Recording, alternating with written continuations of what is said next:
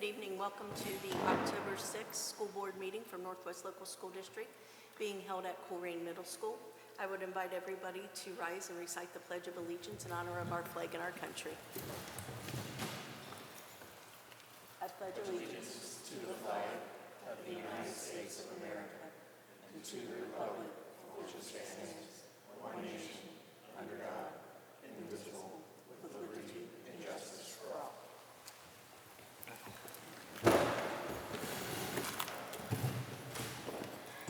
And Amy, can you do roll call? Ms. Slattery?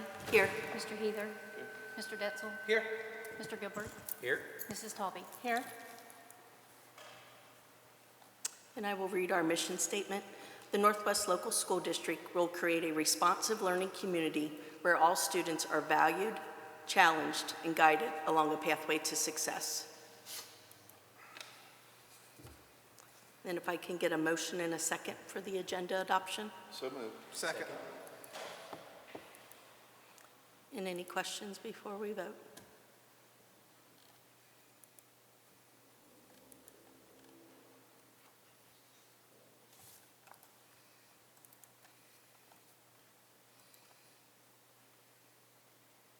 All right, and that passes without opposition. All right, tonight we have two special presentations to start with. We will start with our first presentation related to Butler Tech. So I'd like to introduce Stephanie Mybers, our site supervisor from Butler Tech, who oversees the Colerain and Northwest Butler Tech programs and campus. So I'll turn it over to her. Because this is the clicker, I take it. Yep. Okay, well, thank you for having me. Again, we already said this, but my name is Stephanie Mybers. This is my second year at Butler Tech, my first year as a Region 4 supervisor. I'm actually a graduate of Colerain High School.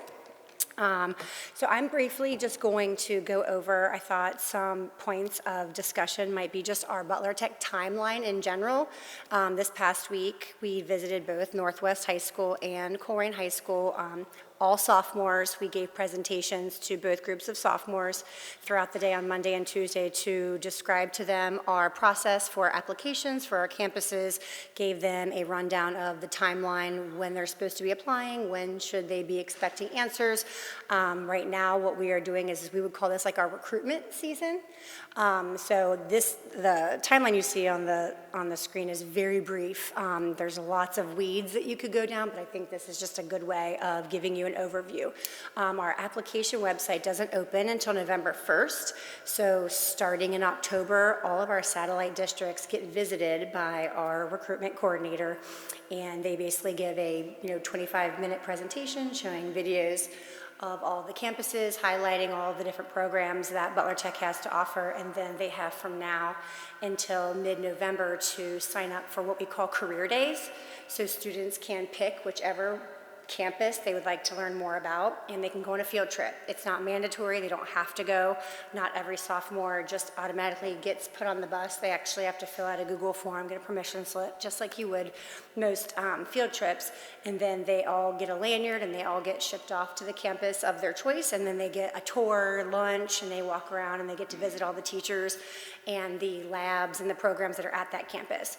A lot of students will ask, can I go to more than one campus? Am I allowed to go to more than one school? And for this particular purpose, they only get to choose one. But if they do really like another campus, they can call and arrange for like a tour, just a private one with their family, or come to an open house. So applications, the website opens November 1st.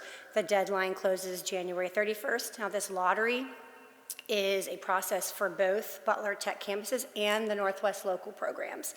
So I'm trying as best I can. This is my first year, so there's lots of things I'm trying to come in and make sure I clarify a little bit, because it typically was when kids signed up for career days, they were also signing up to visit a Northwest or a Colerain program, and it became really confusing. Like, oh, I'm picking a program at a campus, and I want to go to Northwest and see the Cosmo program. I don't understand. So I've tried to delineate I don't like them bleeding. So what we're going to do is we're going to do what we're calling sophomore tours of Northwest and Colerain in January, early January, so that the campus tours, the career days, all of that has done. It'll happen. Students will have a chance to go to that.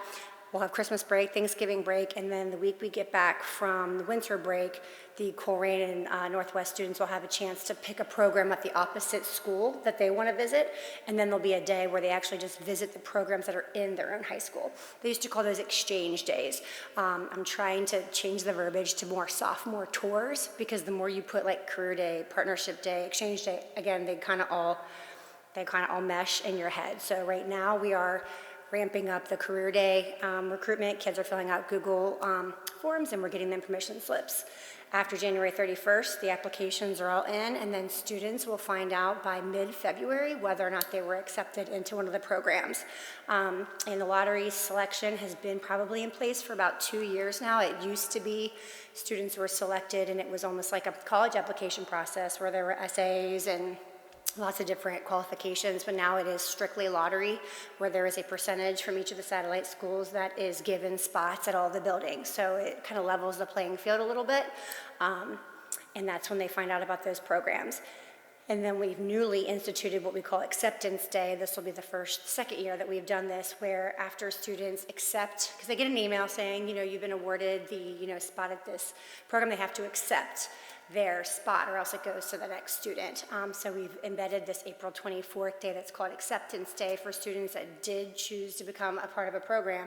They then get to visit that campus in April, like as scheduling's ramping up, to then see the building again, meet some of the teachers, because they're actually a part of that program now. It's not just the field trip, it's really like gonna be their school the next year. Okay, this is just a flyer. I created an image. Each of the high schools got their individual image, obviously, at their partnership day. I just put them both together and had the communications director push that on Facebook and put it out on my Facebook, try to get it out. The principals are both putting that in their newsletters. There are QR codes, obviously, during the day. Students aren't allowed to have their phones, so I created a short link, if you notice, underneath each of those QR codes, so parents can use the QR codes and kids can capture those after school, but then there's also short links that take students directly to the form so they can fill those out. So we're trying to get those out into the students and parents' hands as much as possible.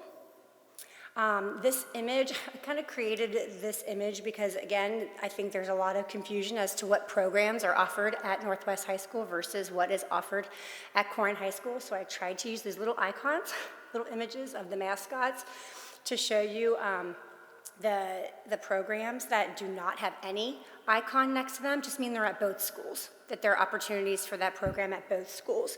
But all of the ones that have either a knight or a cardinal head means that they are independent at that high school.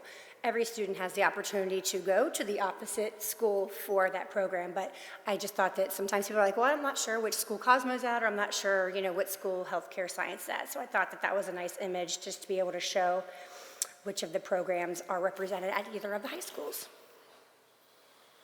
Okay, now I am also going to be introducing our new diesel instructor, Mr. Gary West. He's come to us from Northwest Local Schools. He was here previously, and we poached him from you guys and took him into our Butler Tech family. Thank you very much. But this is an example of one of our program flyers that represents each of our programs. There are flyers on our website, and this just happens to be the Diesel Truck and Equipment Technology program, and Gary's going to come up and tell you a little bit about his program. I don't think Diesel's been out in the public or up in front of you guys for quite some time, so we thought it might be a good opportunity for him to just describe what his program's all about. He also brought a student with him, I believe. Yep, I thought he just showed up. So thank you very much, and I'm going to introduce Gary West.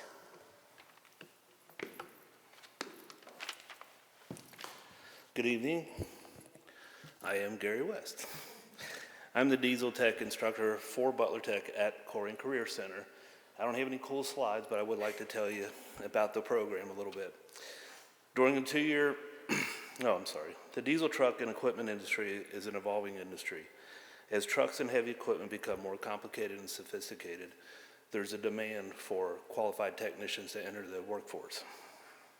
During the 2-year diesel truck and equipment technology program provided by Butler Tech at Colerain Career Center, students learn how to troubleshoot, diagnose, and repair medium and heavy trucks and all subsystems like brakes, charging systems, starting systems, and fuel systems. Also, while they're in the program, they learn how to be prompt, courteous, and professional. Students practice for ASE certification testing, which is Automotive Service Excellence. In conjunction with the ASE Education Foundation and Skills USA, they also offer an ASE entry-level certification program, which our students practice for every year. Our program also teams up with local heavy truck dealerships, such as Kenworth and International, to provide the students with access to factory-level training. This is so valuable. People that just want to be a mechanic and go out and get a job at these dealerships, they don't have previous access to it. With these guys, they get access through the program, and they can become certified through the factory dealers. And they, along with the ASE certification, they come in like, you guys might understand 20-year level, 10-year level instead of starting out at the bottom. Some of our students choose to go on to higher education at some of the premier technical universities in our region. One of our students, Aiden Conley, has been accepted to UNOH, which is University of Northern Ohio, and he'll be attending there next fall. He did want to come and talk to you tonight, but he's involved with marching band and scouts and all that kind of stuff, so he's a very busy guy. I would like to introduce you, Jonah Freeman, one of our senior students.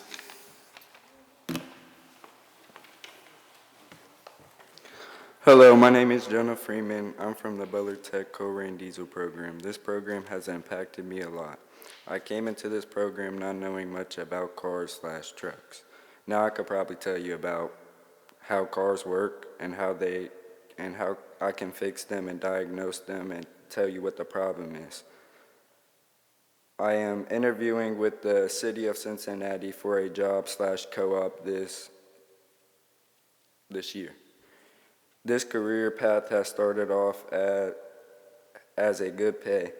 The more you work, the more higher up you can get and you will receive in your pay.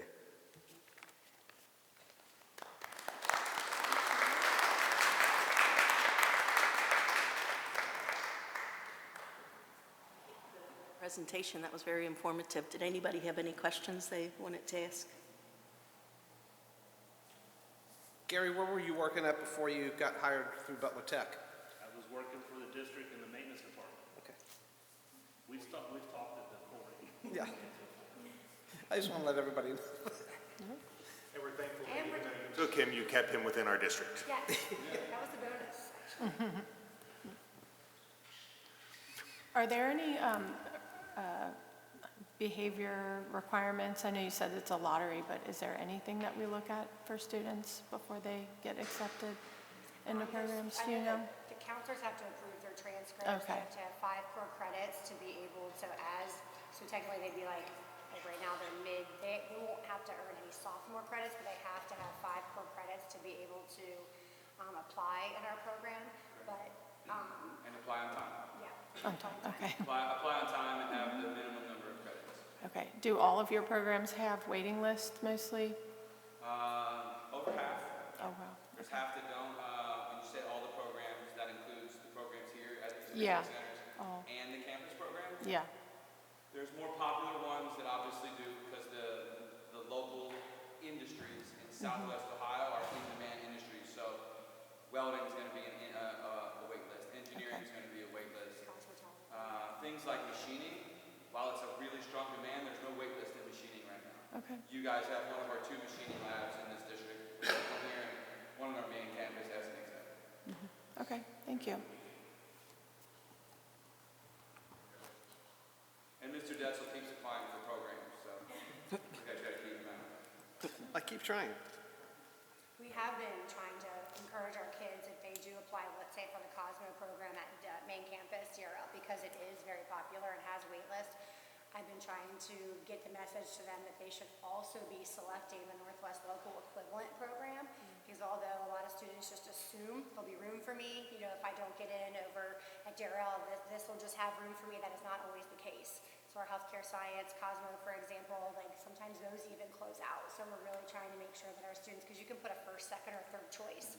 So we're really trying to make sure that they just don't don't put a Northwest local program on there and just assume they're gonna get in, because in August, when all of a sudden schedules start changing and students are coming in and out, they're like, oh, I wanna add this program. We do our best to get every kid that's into a program that has open spots, but sometimes their own school district spots are closed. And we don't want that to happen to any student that's in the district, obviously, so we're trying to encourage a lot of that internally. All right, thank you. Second presentation is for Houston Early Learning Center. So we have our principal, Megan Alford, here, who can give program updates on happenings at Houston. Hi, everyone. Like he said, I'm Megan Alford. I'm the principal at Houston Early Learning Center. This is my second year, so as you can imagine, this summer, my first summer transitioning from year to year was incredibly exciting, and I decided to also just throw in having a baby at the same time. So I want to tell you about all of the new things that are happening at Houston Early Learning Center.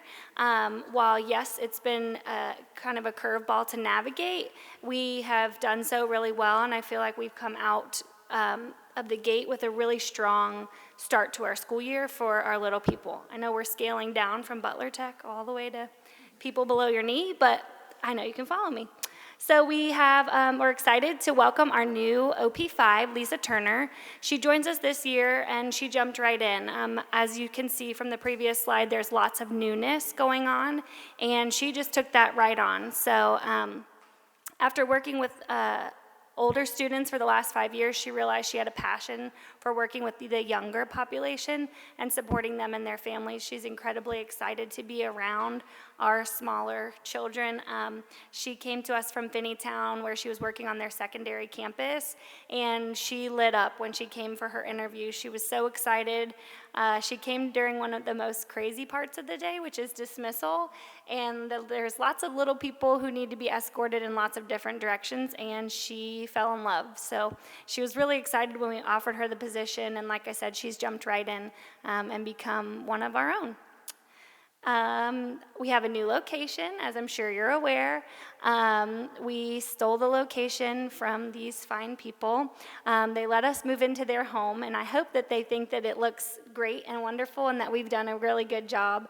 Our teachers worked incredibly hard over the summer to make sure that it was a warm, welcoming place, and they were really up against the deadline for our open house, and they smash it out of the ballpark. Our school looks like a school. Every time somebody who used to be there when it was offices comes in, I'm like, it looks like a school, right? And they're all like, yeah, what happened? Like, this used to be there and over here.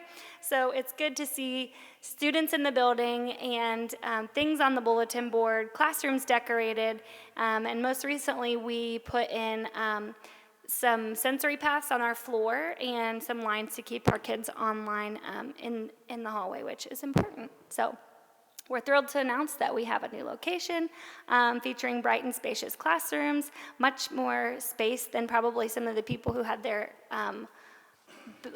offices there, because we opened them all up so all of the walls are down and they look like classrooms again, and that's exciting.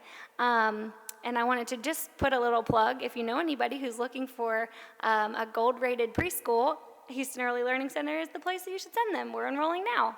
So the link is there in the page. The next new thing that we have is our new curriculum. The name of the curriculum is Joyful Discoveries. It's written by Mount St. Joe University and through their Project Ready curriculums. After researching and piloting many curriculums, we felt that this curriculum really addressed all of the different types of classrooms. So if you're not aware, anyone who's not aware, we have 4 different types of classrooms throughout our building that are serving the continuum of special ed services to the students that we have. So we have students with disabilities and typicals, and in varying levels, they are mixed together throughout our 4 different classrooms. And this curriculum really is able to be scaffolded for those 4 classrooms to give everybody what they need, while also giving the students with disabilities access to their goals and their IEP, and then also this curriculum. So we are really enjoying that, and in conjunction with that, we have a new partnership with Mount St. Joe. So when we chose them, they came in May to do our first professional development for our curriculum, and I was just talking to their presenter about our school. I don't know if you know this, but our school is unlike many schools that are around here. Not all schools have the continuum of services within one building, and we are very proud that we do. So I was discussing that with her and telling her that, and she sort of lit up, and I just thought she was excited about us wanting to pay for their curriculum and implement it. However, she contacted myself and Lori Riley a few weeks later and asked if we would want to partner with them. They wrote a grant, and so to further the research from their curriculum, they wanted to use the grant in coaching some of our teachers and giving us additional trainings in their curriculum while also collecting information about how their curriculum has been able to be scaffolded into all of the different kinds of classrooms that we have. So that was really exciting and encouraging to know that someone came to our building and saw something in us that they wanted to invest in, and so we've entered into a year-long partnership with them. Thanks to Daryl and Lori for ironing out all the details, and so we'll have 4 classrooms that will receive ongoing coaching throughout the year, and then we'll have targeted coaching for all of the rest of our classrooms.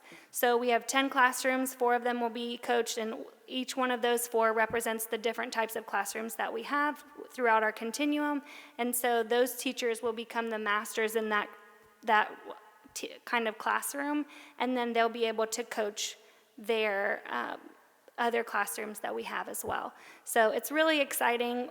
We just started we're at the observation level, and so then they will figure out what sort of diet, I guess you could say, coaching diet that is necessary for each one of the 4 classrooms, and then we'll move on from there. So we're excited about that. Oh no, they're playing at the same time. Okay, well, if you can listen to both. Exactly, yes, they're both talking to you at the same time about something that's very important. Are you able to start that one over, you think? What letter does your name start with? So as our last slide, we just wanted to share with you that our kiddos are already learning and wanting to share. Who is Sawani? Is she your friend? Yeah.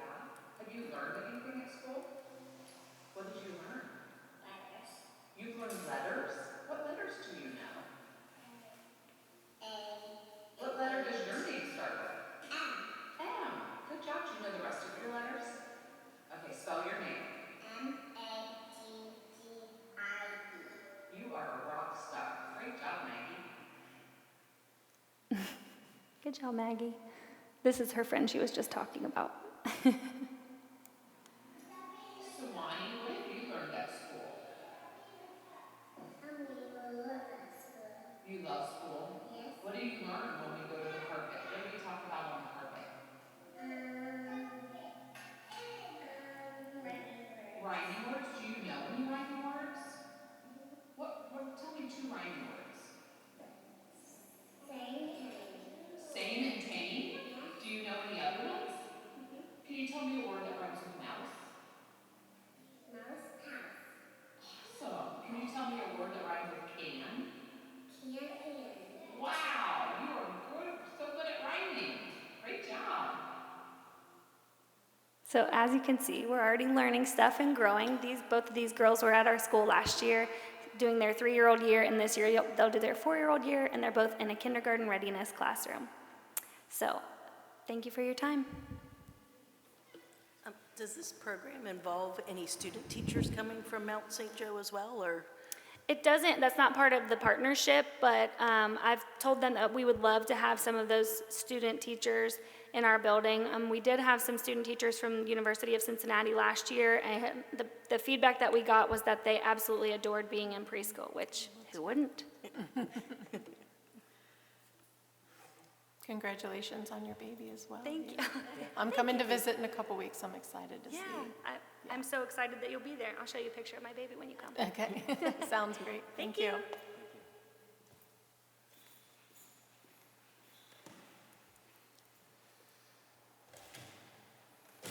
next we'll move on to Student Achievement Report with Nicole.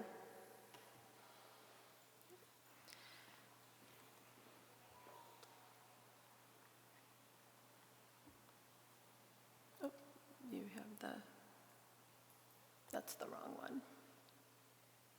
Unless they just didn't change the date. Yep, that's kindergarten. Yep. Montford Heights Elementary kindergartners recently celebrated completing their first core knowledge language arts knowledge unit.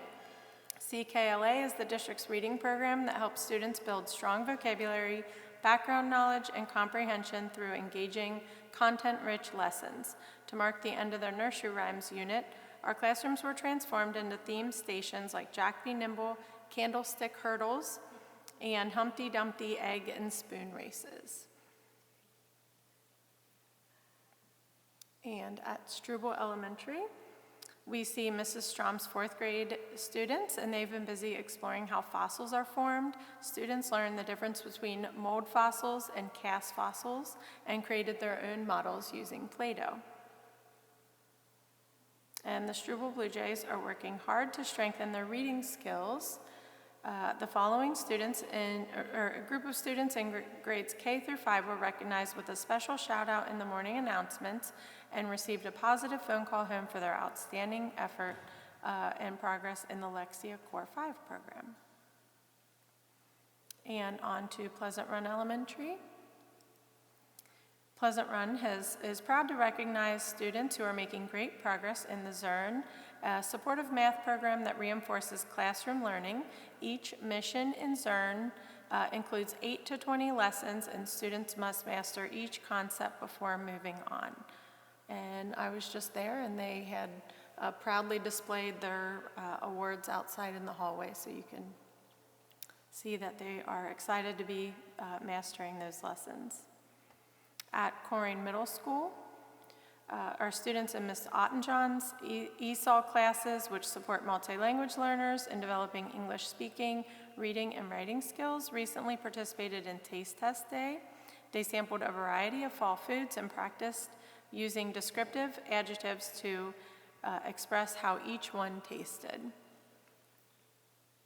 And at Pleasant Run Middle School, our 6th grade World Tapestry students have been learning about Africa, and most recently they learned about the Yoruba people of Southwest Africa, and artist Laulu Senbanjo, who famously said, "Everything is my canvas." And he painted everything from Beyonce to Nike shoes, and the students are following in his footsteps. And at Corrine High School, students in Ms. Arnsberger's engineering class worked in groups to design and build rubber band-powered vehicles. The project challenged them to collaborate, listen, share ideas, and responsibilities. The winning vehicle traveled an impressive 167 inches. And White Oak Middle School, White Oak had their first pizza with the principal Friday to honor the September Warriors of the Month. Students got to enjoy lunch in recognition with Principal Grody, celebrating their leadership and being a positive example.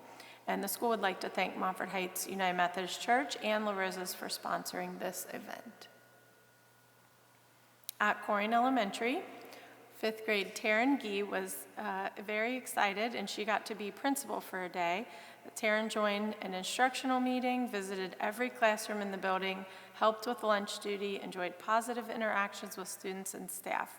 She even made a special announcement over the PA system at dismissal and did a fabulous job.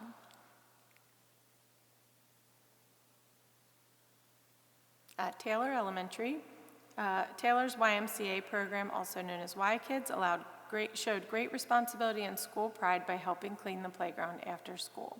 They're very proud of the students who also earned a Respect Award for the month of September. Northwest High School, although the game had to be moved to Saturday, the night spirit stayed on and the parade rolled on with the crowning of the King and Queen, made for a night to remember. To top it off, the Knights came back strong and brought home the win on Saturday, capping off a 2-0 weekend for football, with the Cardinals also defeating Sycamore. And at Colerain High School, Roman Gar was recently won the Primetime Player of the Week for WLWT, earning over 19,000 votes. He threw for 365 yards and 5 touchdowns and broke the all-time single-season game passing record, which had been held since 1975. And for community service, Butler Tech Health Tech program at Colerain High School held a blood drive through Hawksworth and had 53 donors, 43 units, 129 potential lives saved. They will be holding another blood drive on February 27th and would love to see even more donors show up. That's all we have. Thank you. Thank you, Nicole. Next, we will have the Butler Tech update. Yeah, Nancy, I'd like to bring down William Sprinkles, our superintendent at Butler Tech, for an update. Good evening, thank you guys for having me. I'd like to begin by saying when I'm done, I am going to slide out this side door because I have enough board meetings for the month, but I didn't want to make a silent exit. So, one, thank you guys for having us. We're super appreciative of Mr. Detzel's leadership on the Butler Tech School Board. He does a remarkable job of constantly representing Colerain and Northwest programs in your particular school district, and brings great energy, brings strong leadership, and we couldn't be happier with him as a board member for Butler Tech. So that's the first thing. Second thing is kudos to the young lady that presented on the preschool. I'm not sure if I can see her. She must have stepped out. I enjoyed that message, and I don't envy any preschool principal ever. So she's slightly crazy to have that job. 5 things that are very simple that I thought would be effective to communicate to this board tonight is there's 5 new pathway opportunities for students from your school district to participate in beginning next school year. And those opportunities, 2 of them are at our main campus, and then the other 3 are actually additions to campuses that don't currently exist at Butler Tech. So at our main campus, we're going to be adding an electrical program, which is something that our main campus used to have years ago. For whatever reason, it phased out. We're bringing that back because the job market is demanding electricians at a very high demand. We also believe that that's a pathway that artificial intelligence is not going to take out. So, of course, all students from Colerain and Northwest high schools have access to apply and participate in that program. The second pathway that we're bringing back is called the Teacher Academy. There's a lot of schools in the greater Cincinnati area that have an emerging teacher academy. We don't have one. We're partnering with Miami University to relaunch that program. So any students that participate in that pathway will eventually go on to become a teacher at some level, and there'll be pretty strong return on investment financial opportunities because of our partnership with Miami to minimize the cost of their 4-year degree by participating in that program. So the first one is an electrical program. The second one is a teacher academy. And the other 3 programs you may have heard me talk about last spring. The first one is our aviation high school. It's a far drive from here. It's on the Middletown Airport, but it's still accessible to students from this school district. And I want to remind you and encourage your young people that they have full access to that program. Students can go there to be A&P mechanics. Students can go there to get their private pilot license. And students can also go there for aerospace engineering. There's 3 different pathways inside that high school, and that high school will hold about 200 people when it opens.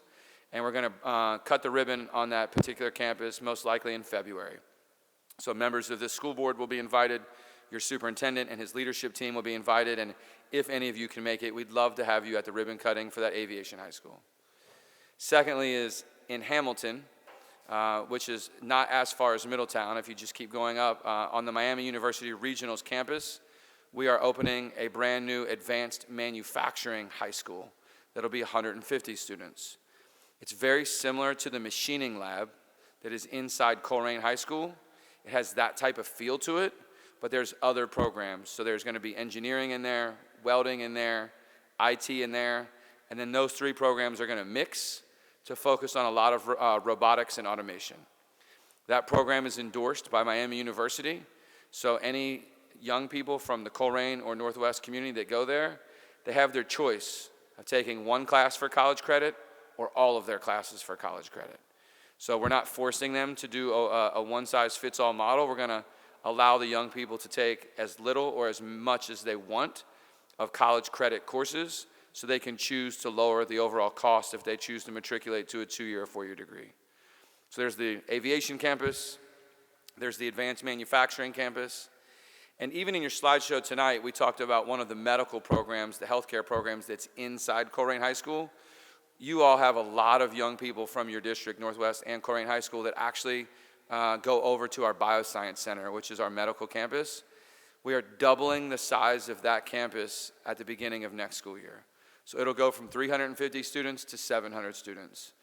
And there are some young people from Colerain and Northwest that were on the waiting list.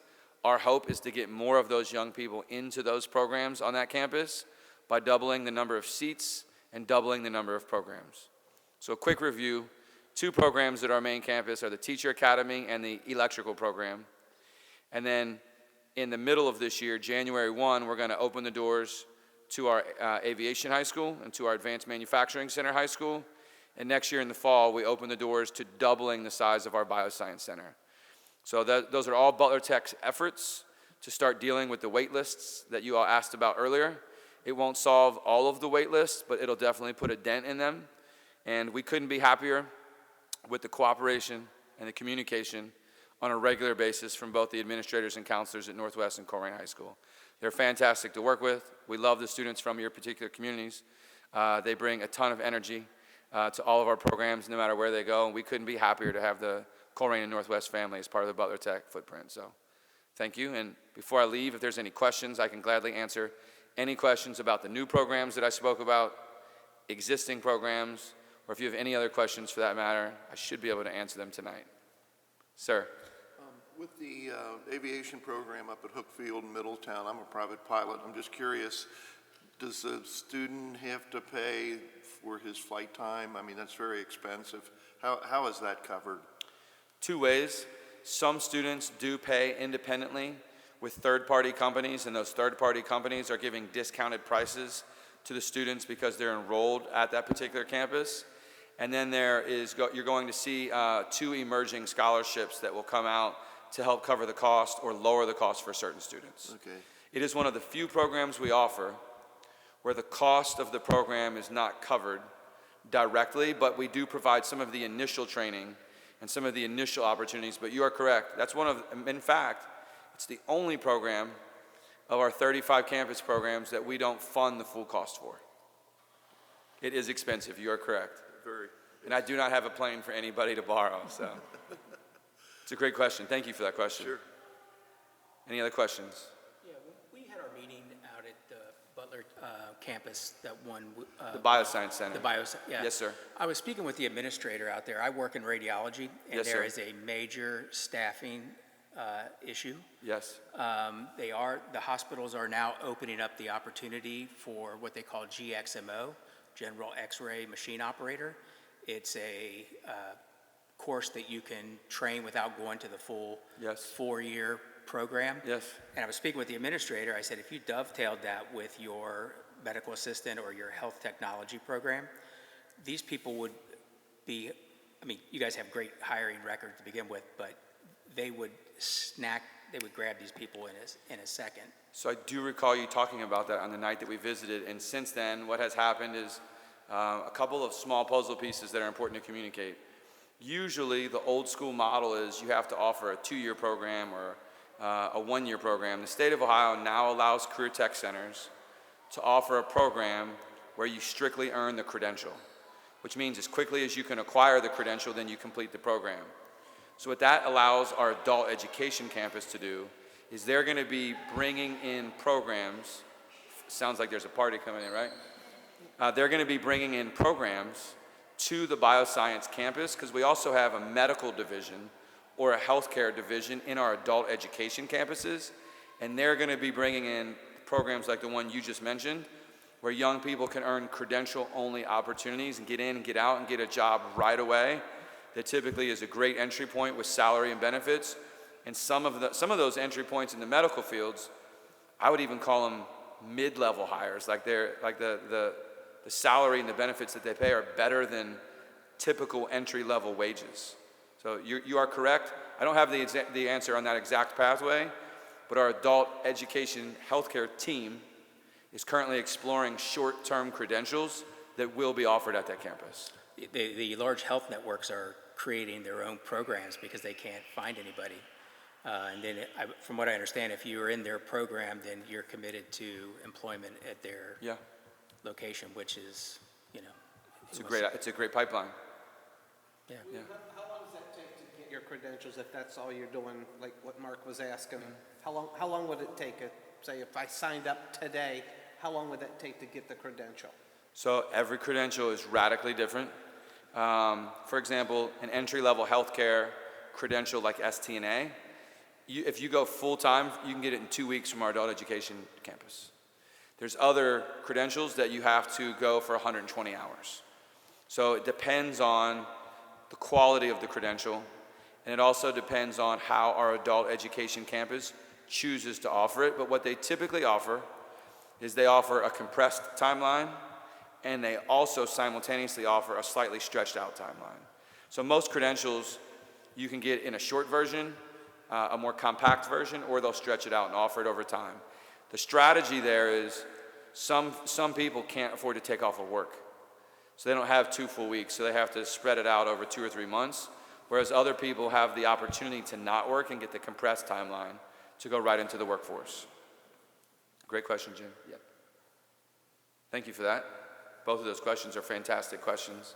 You guys are clearly doing your homework on the healthcare and the aviation industry. I'm always looking for employees, so that's why.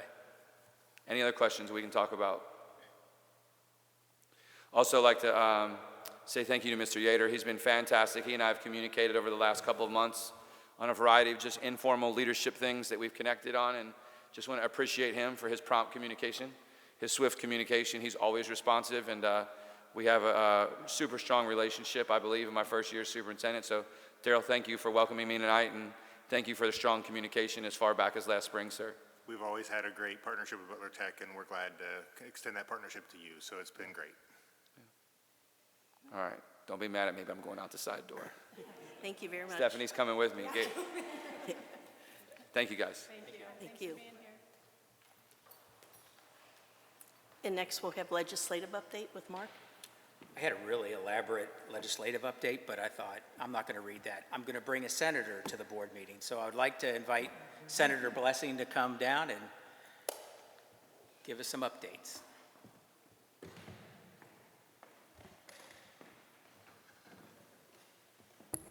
All right.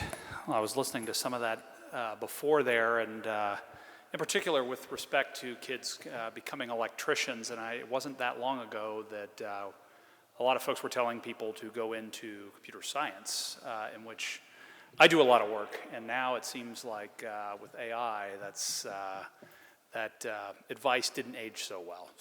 But electrician work, definitely, given how physical and demanding it is. And last time I had an electrician come in, he was a very young man, I think in his early 20s, and I thought that was good to see. He's on the straight and narrow with that. But as far as updates, it's not just an update that I wanted to give you guys, but also an explanation, because I've been catching some heat.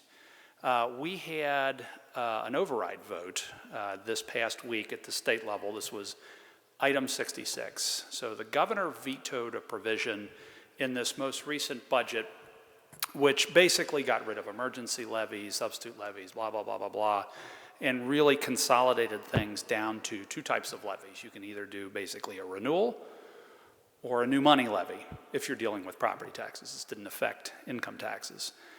That said, what they did not do, even though this was in the governor's task force recommendation, as many of you probably know, the legislature changed the law in 2013 with respect to property tax rollbacks.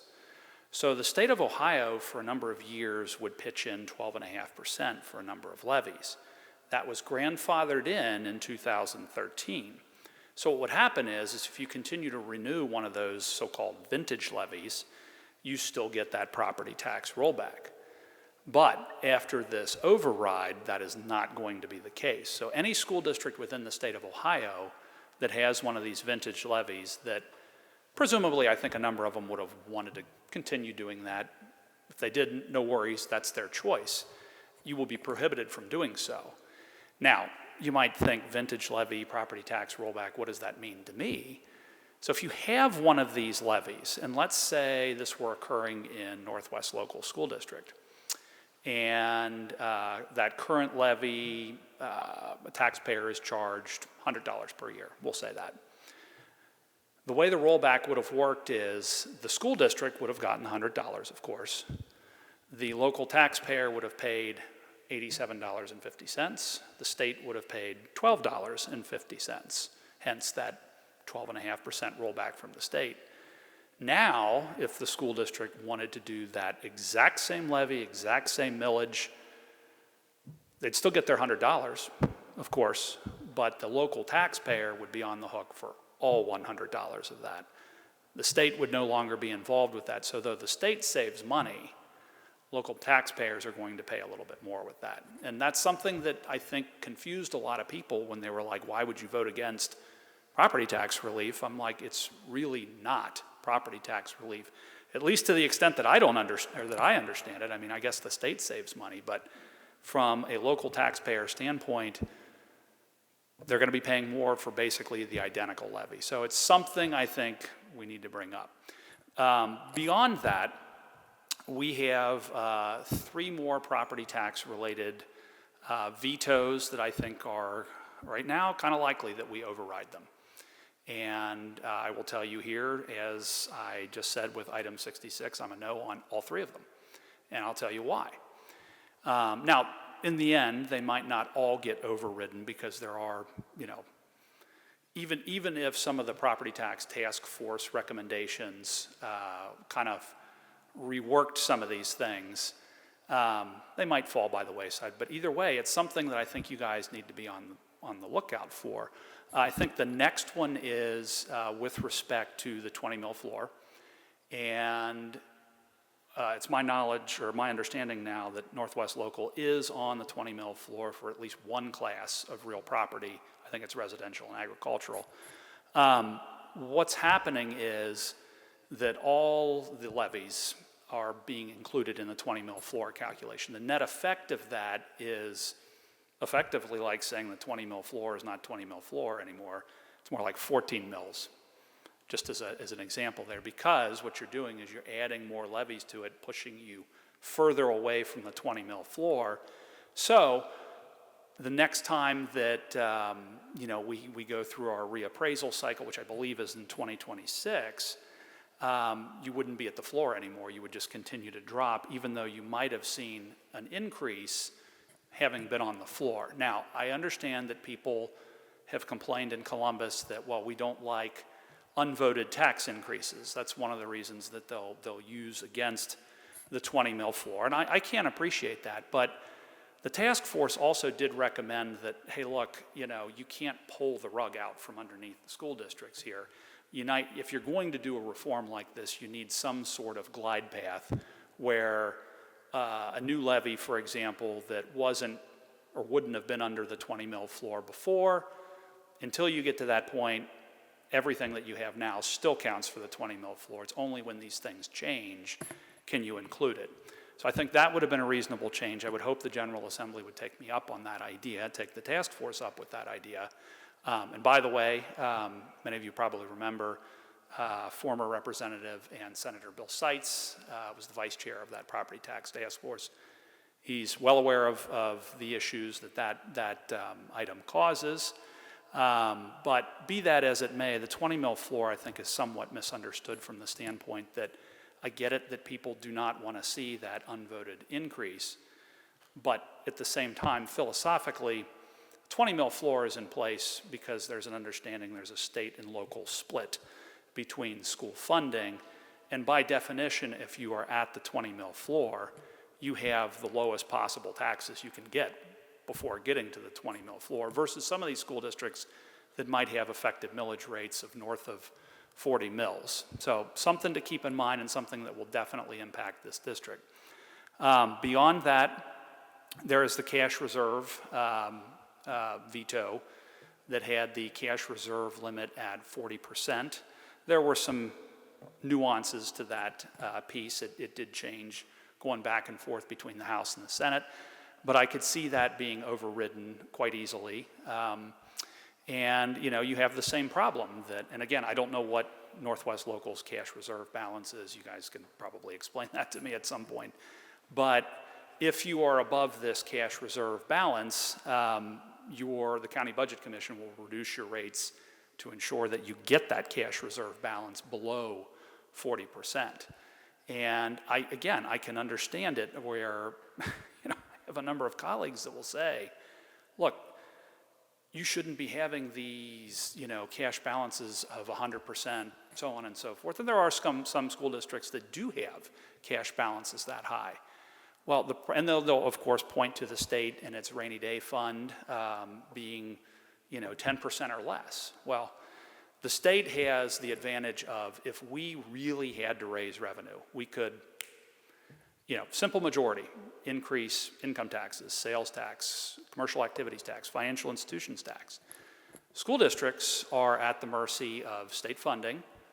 You're at the mercy of federal funding, which is a much smaller piece, depending on the district, and local property taxes. So you do get some automatic increases with inside mills, but outside of that, your only way that you are getting those automatic increases is if you happen to have an earned income tax levy, or if you happen to be on the 20 mil floor. And if you take these things away, even if you don't take them away, how are you not going to be justified having a much higher cash reserve, knowing the uncertainty with which your levies can actually be passed? And right now, you've seen, I'm sure, several newspaper articles about this. The electorate is white hot over property tax increases, and we understand it. But having a high cash reserve balance, irrespective of how people feel about it in Columbus, I think is actually good fiscal policy. It's good planning. It ensures that if you lose a levy, you have the reserves in place that you can move forward. So that's another one to keep in mind. The last one is more philosophical. I don't know that this one is going to get the legs the way the other two that I just mentioned would. And this is the County Budget Commission being able to just unilaterally reduce, the money that you collect through your levies. And I think that is a major, major problem. And frankly, I think the biggest issue with it is with respect to sort of coercion, in the sense that if you are, if somebody on the school board in one school district is a certain party and the County Budget Commission, which is the county auditor, treasurer, and prosecutor, are a different party, you can imagine the sort of shenanigans that can take place with that going on. And it wouldn't be just, Hamilton County as an example. It goes blue-red. It could even, be within the same party, depending on, what sort of personalities are involved. But again, be that as it may, that's not good. It's also not good that, what are we saying when the voters approve a levy and then a County Budget Commission composed of 3 people that, obviously represent the area but may not live in that area, can basically unilaterally undo the will of the voters at that point? I think that's a major problem. The last update that I would have is twofold. I'm not going to speak too much about some of the legislation pending in the House, House Bill 186, House Bill 335. All of these things deal with doing the money hokey pokey, if you will, shifting around local dollars and cutting dollars locally and giving back to the taxpayers, but not spending a penny of state dollars, which I think has been the flaw in all of this. But I would say this. I think I have kind of seen a dearth of emails from the district, and obviously I don't represent just Northwest Local. Southwest Local has been up in arms lately over a lot of this, but haven't really heard a ton from constituents because I don't think they understand what's potentially coming. And frankly, the decisions that you guys are going to have to make if all of this comes to fruition, I'm simply saying now would be the time to start not just, speaking to me. I know that you guys do that well. I know you speak to Cindy as well, but start speaking out to other members of the General Assembly who frankly I don't think hear these things as much. Yes, they have their local school districts, but it just something is different. I just don't feel like they're getting the message of what this is going to entail. And frankly, I think it's going to get even worse as we are currently in FY26 at the state level. I apologize if you guys have discussed this before with respect to state level funding in FY24. You got $31 million in change from the state. FY25, you got $29 million in change from the state. FY26, you're getting $28 million in change from the state. In FY27, it'll be slightly higher, but still less than FY29.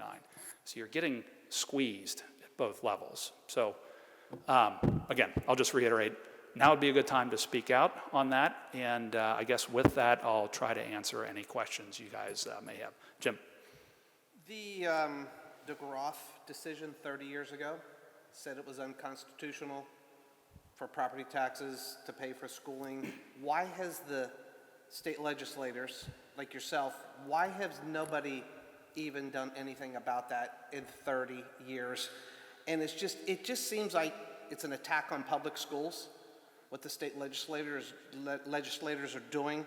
Just like that example you gave, $100 is still coming to the school district, but it's put on the taxpayer. It's taken away from, why has the state not stepped up? Because you're going to have school districts that physically go defunct and they don't have, then what are you guys going to do? How are you, we're just left giving a basic education? So, and that's my, why hasn't anything been done over all of these years? It's just. So to be fair, assuming it had been kept in place the way it was originally intended, the Fair School Funding formula, I think, would have broadly gotten us into that position. I know that Mike Sobel, former school treasurer himself, admittedly also the architect of the formula, why would he say otherwise? But, his opinion was this is a constitutional formula. Same thing with former Representative Bob Cupp, was a Supreme Court justice. But that's not how the Fair School Funding formula went. But you are right. Right now, the state-local split is worse than it was with DeRolf. Now, I do try to caution folks when we talk about that state-local split would have changed.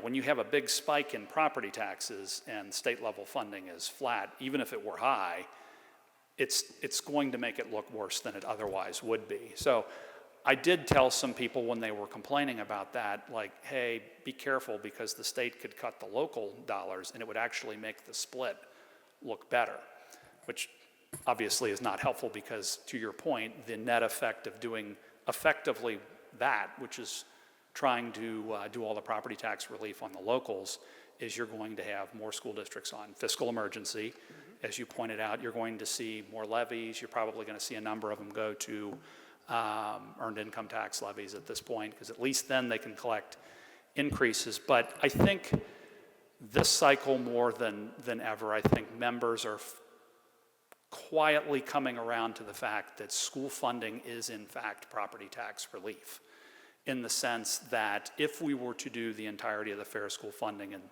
funding formula and then some, and just for comparison purposes, we are 37th in the country for state level per pupil public education funding, okay? But compared to our surrounding states, we're the worst. And this is based on FY23 data. If we were to have had the Fair School Funding formula in place in its entirety in FY23, we'd still be the worst. We'd be slightly below West Virginia. But I think that members are starting to understand now we've reached a breaking point. We need to move that. And yes, there was no action. It's one of the reasons why I voted against this most recent budget. It was because of that reason. Well, one of several reasons, but we needed to do a better job at the state level for school funding. But Shouldn't education be the most important thing that you guys fund and look out for kids? I mean, it's just mind-boggling to me that the legislators have done nothing. It's in the Constitution, thorough and efficient system of common schools. Yeah. And I agree with you, and I think, again, at this point, just a good first step, I think, for now, would just get the finality of the fair school funding formula in place, which we did not do in this most recent budget. The inputs were not, they did not keep pace. There were two, I guess the big themes of the most recent budget were we were going to more fully fund districts that were growing rapidly, which is debatable. I mean, that's a decent way to look at things, even though we still fund school districts based on average daily membership. So you're still getting the money for those increases in students, but okay. But the other one is funding schools based on what their report cards were, and I found that to be deeply problematic. But be that as it may, I think, again, over the next year or 2 years, we're going to find out that, yeah, this didn't work, it couldn't work, not the school funding formula, I should say, but some of this tax relief being done on the backs of the locals, it's going to reach that point where, okay, we have to make a much greater effort with respect to state level school funding. Okay. Senator, if you look around this gymnasium, it looks like something from the Hoosiers movie set. I mean, seriously, I think that might have been a better gymnasium. Can't somehow the state, our last bond issue went down 3-1, so we're not going to get it from the voters. Can the state do something? It's not fair when I go to follow my nephews at all these other schools. I was at Milford yesterday, and the beautiful facilities they've got, they would never have anything like this. It's a different population. You don't have the parochial parents in numbers like we do here. But can you know, your seniority is what, 6-7 years now in the Senate? I don't know if I'd go that far, but. Yeah. But people listen to you. And is there any way, I'm sure some people do, is there any way you could get into that state rainy day fund and get the money for us to build a new Colerain Middle School? This is 90, Darryl, what is it, 92 years old, this building? It's been Mid-90s. So, I mean, almost a 100-year-old building. When I yesterday was at a brand new middle school that just opened, and it looked like something from, some kind of architectural magazine. Yeah. No, so the answer is yes, and we went through this. I think we had a number of meetings with Darryl and Amy, this past cycle. No, you're right. The only caveat is I don't know that I would touch the rainy day fund, only because it does help our bond rating to have that, in our back pocket. And yes, I know I've heard people say that before, but there are other things that we could have done that would have made much more sense. I mean, look, I'm like anybody else. I'm for tax cuts, but we went to a flat 2.75% income tax this past budget cycle, and what would have been a better return on investment?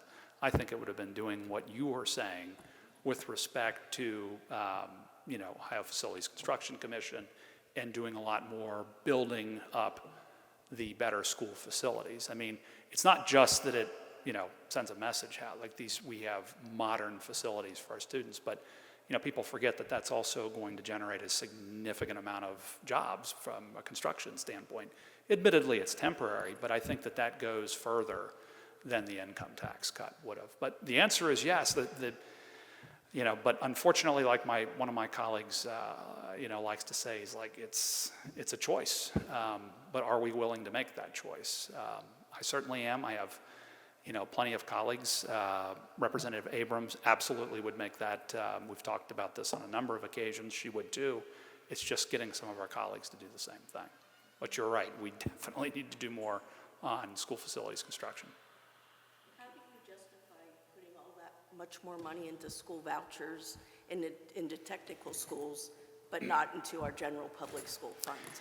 So that was an issue that I struggled with this past budget cycle. So this budget it wasn't really the budget that actually broke the bank, if you will, with that. It was the budget before it. And the reason is that you have your traditional ed choice and you have your income-based ed choice. And it was up to, I considered a box. It was up to 250% of federal poverty level. If you were below that, you got it, generally speaking. If you were above it, you did not. But, as you know, somewhere along the line, you have this bell curve for income.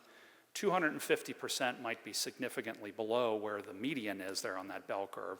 I haven't looked at it, but I suspect that it is. But when you move it to 450% and then slowly decline it from there to say it's universal, you're very much past. I know that 450% is way past the middle of the bell curve. Now you have effectively everybody can take advantage of it. And yes, it did blow up the bank. Now, admittedly, when that was going through, the pitch that I made to leadership was, okay, the House went to, I think, 450% or maybe 400% and then just cut it off. There was no gently declining curve. The pitch that I had made is, look, if you just make this universal and say, okay, 250%, decline it really quickly and then have it go to some minimum number, you can claim it's universal, it won't break the bank, you can walk away from it. There were a number of Democrats that were like, look, if this is dispositive of the issue, we're for it. But that's not how it went down. And, frankly, I think at this point, I don't think, in terms of reform, I don't think you're going to be able to immediately say, let's claw all this money back. What I do think could happen is you could say something along the lines of like, freeze the income limit such that it eventually works out with inflation. We certainly need to put into place some accountability measures. Representative Seitz attempted to do that last General Assembly. And I would say that that's actually kind of a prophylactic measure too, that let's say that something goes wrong with this, at least if there were accountability measures, you can point back to that. But I think the real risk that I think people are missing is in 2024, last year I guess at this point, but there was a ballot initiative in Kentucky, which you probably followed. So President Trump won Kentucky, I think almost 2-1, but there was a measure on there to allow for private school vouchers, and it failed 2-1. And I think that could very easily happen in Ohio. It's one thing for, Cincinnati, for example, which has a large Catholic population. It might be a little bit of a different animal, but in the more rural communities, as you know, public schools are their only option. So from their perspective, they see what you're seeing, like, wait a minute, that money is not going to the public school. How can you justify that? So I think in the end, there can be some modest reforms, but I do not see an immediate pulling back of the money from that. Do you think the end game for public schools is that you want to consolidate a bunch of districts and instead just have the Hamilton County Public School District rather than all these individual ones? So that's not something I'm in favor of, although it has been brought up. I know in other states, I believe Illinois, it was a Democratic legislator that wanted to, cut down, I think, 100 school districts. But by contrast, Illinois, I think, has north of 800 school districts throughout the state. I'm not sure that the savings are there if we were to go that route. So I don't know what we're really accomplishing by that. But yeah, it has been in the mix in terms of, possible discussion items. But again, I don't think it's anything that's going to immediately get legs. Did they ever think about just looking at districts who maybe weren't as frugal with their money, who didn't spend as well, who are spending a lot more money per student than what the average is, and affecting just those districts? Because I know Amy does a fantastic job keeping us right on track and keeps everything nice, slim, and make sure we're not wasting money. Sure. Did they ever think, or is just everybody gets penalized because there's this opinion that some people are not spending their money well? So I feel like this is a trivia question to some degree, that there were school districts that were in fiscal emergency that ultimately, combined, they were up north. I'm not looking at you guys like as if you would know, but yeah, it has happened before that you can do something like that. Frankly, some of the recommendations from the task force really tried to, nip that in the bud. Like, what are you, for example, instead of a cash reserve balance of 40%, it was something like 100%. Like, if you're building up that big of a cash reserve, you have to justify that in order to keep going with said large cash reserve. But at least there was an out. If you could justify it, you were there. And I thought that was a more than reasonable way to approach something like that. There were a number of them. I can send you the list of them. I think tried to strike a good balance with exactly what you were trying to say here.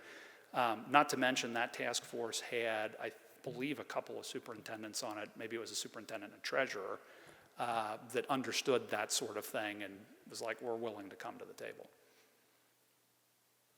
You mentioned the rainy day fund. How much money is in that fund? I want to say $5 billion-ish. Don't you think it's time for the rainy day fund to help education? Don't we think it's a freaking storm waiting to happen? I just can't. I know you guys want to keep that. It makes the bond rating better when you have that money just sitting there, but it's not doing anything for education.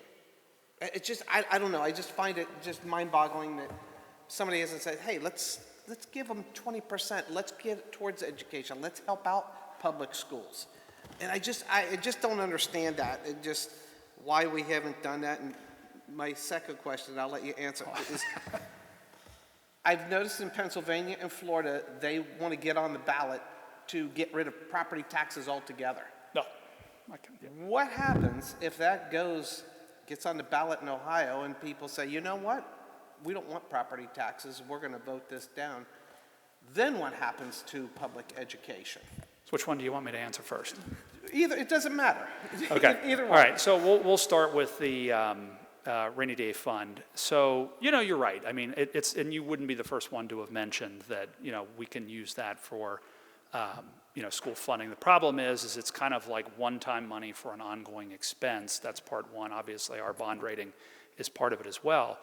But, frankly, to give you a good example, there are a lot of tax expenditures, poorly designed tax regimes, at the state level that we can fix that could actually easily fund the entirety of the fair school funding formula, and then some. So a good example of this is, and we have this in Senate Bill 190, which I'm probably going to rework that with my joint sponsor, but that was able to pay for the entirety of the $1 billion property tax circuit breaker that you probably read about in the news. But the idea was we went through the tax expenditure list, we looked at some of our other taxes and said, what would make sense to reform? So you said Pennsylvania and Florida. I would use Texas as an example here. So Texas has no income tax, but Texas also has one of the highest severance taxes in the country. This is a tax on oil, gas, and mineral extraction, so much so that if we literally had the exact same tax regime that Texas has, we would bring in $500 million per fiscal year for that. Now, I've heard people say, well, that would put a chilling effect on the oil and gas industry in Ohio, and it's like, did it do that for Texas? Clearly not. It didn't do it for North Dakota or Alaska either, which have similar regimes. So that's a way you can bring in, I think the entirety of the fair school funding formula, if we had done it this cycle, would have been about $1.7 billion. That was $500 million per fiscal year, so $1 billion, you're more than halfway there with that change. Another one was, the governor's as-introduced budget. He did the increase on tobacco products, which has always been controversial, but economists would tell you that that is a tax that mitigates negative externalities, so that when you have a tax like that, it cuts down on smoking, which obviously is going to make Medicaid cheaper, people healthier, so it's a good sort of tax in that regard. And that would have generated $475 million per fiscal year. So if we had done those two things alone, you'd have easily had enough money to do this. And in fact, Indiana, state of Indiana recently did literally that same reform with respect to tobacco, and that's a state that is redder than Ohio in terms of. If you can see this, why do not the other legislators see this, and why can't they get on board with this? So I will tell you this, there are a number of This is the first budget cycle where there were, at least in my memory, and I've been in the legislature since early 2013, this is the first time I've seen them go after tax expenditures at all. I mean, they went after the data center sales tax exemption, which, I mean, come on, why does a data center need a sales tax exemption? I mean, these are funded by Amazon and Meta and Alphabet. I mean, enormous companies that don't create a lot of jobs. Why do they need a sales tax exemption? That went away with that budget. I've never seen something like that occur. I think they get it, but it's nowhere near where at least I think they need to be, and presumably where you think they need to be. Yep. FYI, if we took the $5 billion, divided it by the six, I think it's 618, Darrell, school districts? 613. 613. That would give each district $8 million, which might buy a gym. But it's not gonna build the rest of the school, or it might build a few classrooms. I thought the number would be a bigger, of course you wouldn't give the whole thing anyway.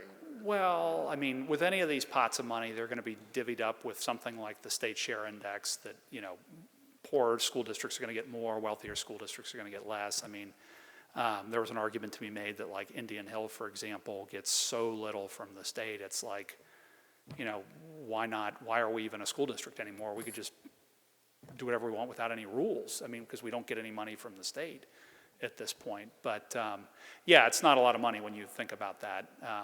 Plus, some of these school districts, like the island districts up there in Put-in Bay, have, like, I think 5 students, 6 students, something like that. It's a school district. So, not saying we're getting into school district consolidation with that, but yeah, you're right. It doesn't amount to a lot of money, even if you divided it up amongst the school districts, and it would be one time. You know, I saw where Lakota is working on an issue, and it's the third largest in the state's history of tax money.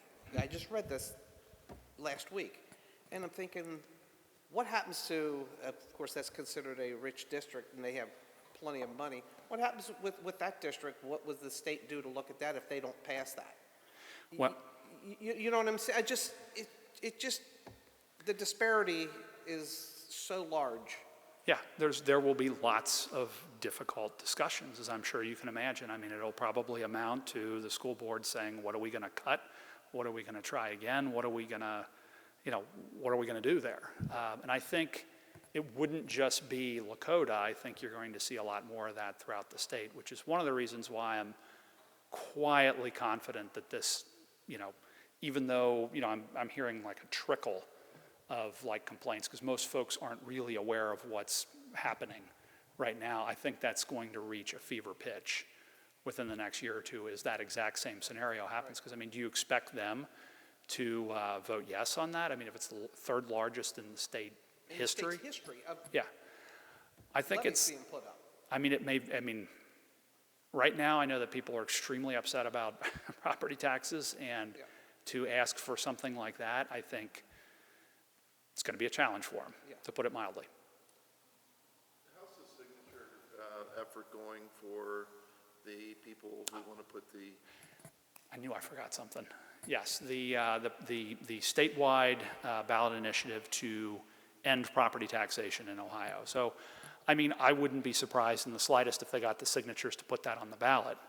But I think if it makes it to the ballot, and I say this not trying to sound overly confident, but I think it fails, simply because that would be, in the words of an economist who follows these things in Ohio, a meteor hitting Ohio and completely destroying it, because you would not only wreck the public school system. I mean, you know, given the state-local split right now, I mean, there goes almost 2/3 of public school funding, poof, like that.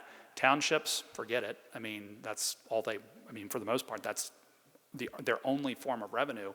That's gone. So now what for townships?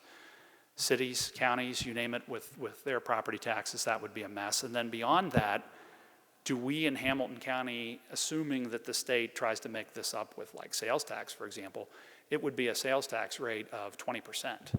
And how is that going to work in a border county I'm sure a lot of people will be like, sayonara, we're going to Indiana or Kentucky to buy things at this point. So I think, you know, there's a lot of discussion about it, but I think once people really understand what it means, that it will, you know, I think people will go in there and check off the no box. And, you know, beyond that, something I think a lot of people miss with respect to property taxes is that modest property taxation, I know this is going to sound crazy, actually can lead to more affordable housing. And people are like, how in the world can that be? And when you think about your PITI payment, principal, interest, taxes, and insurance on your home payment, as you probably know, when interest rates go down, that's bullish for housing, because in theory you can afford more housing.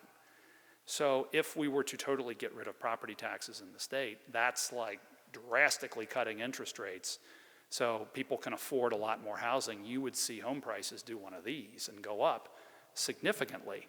So even though now you're not paying as much in property taxes, if you're a new home buyer, now your mortgage is going to be higher.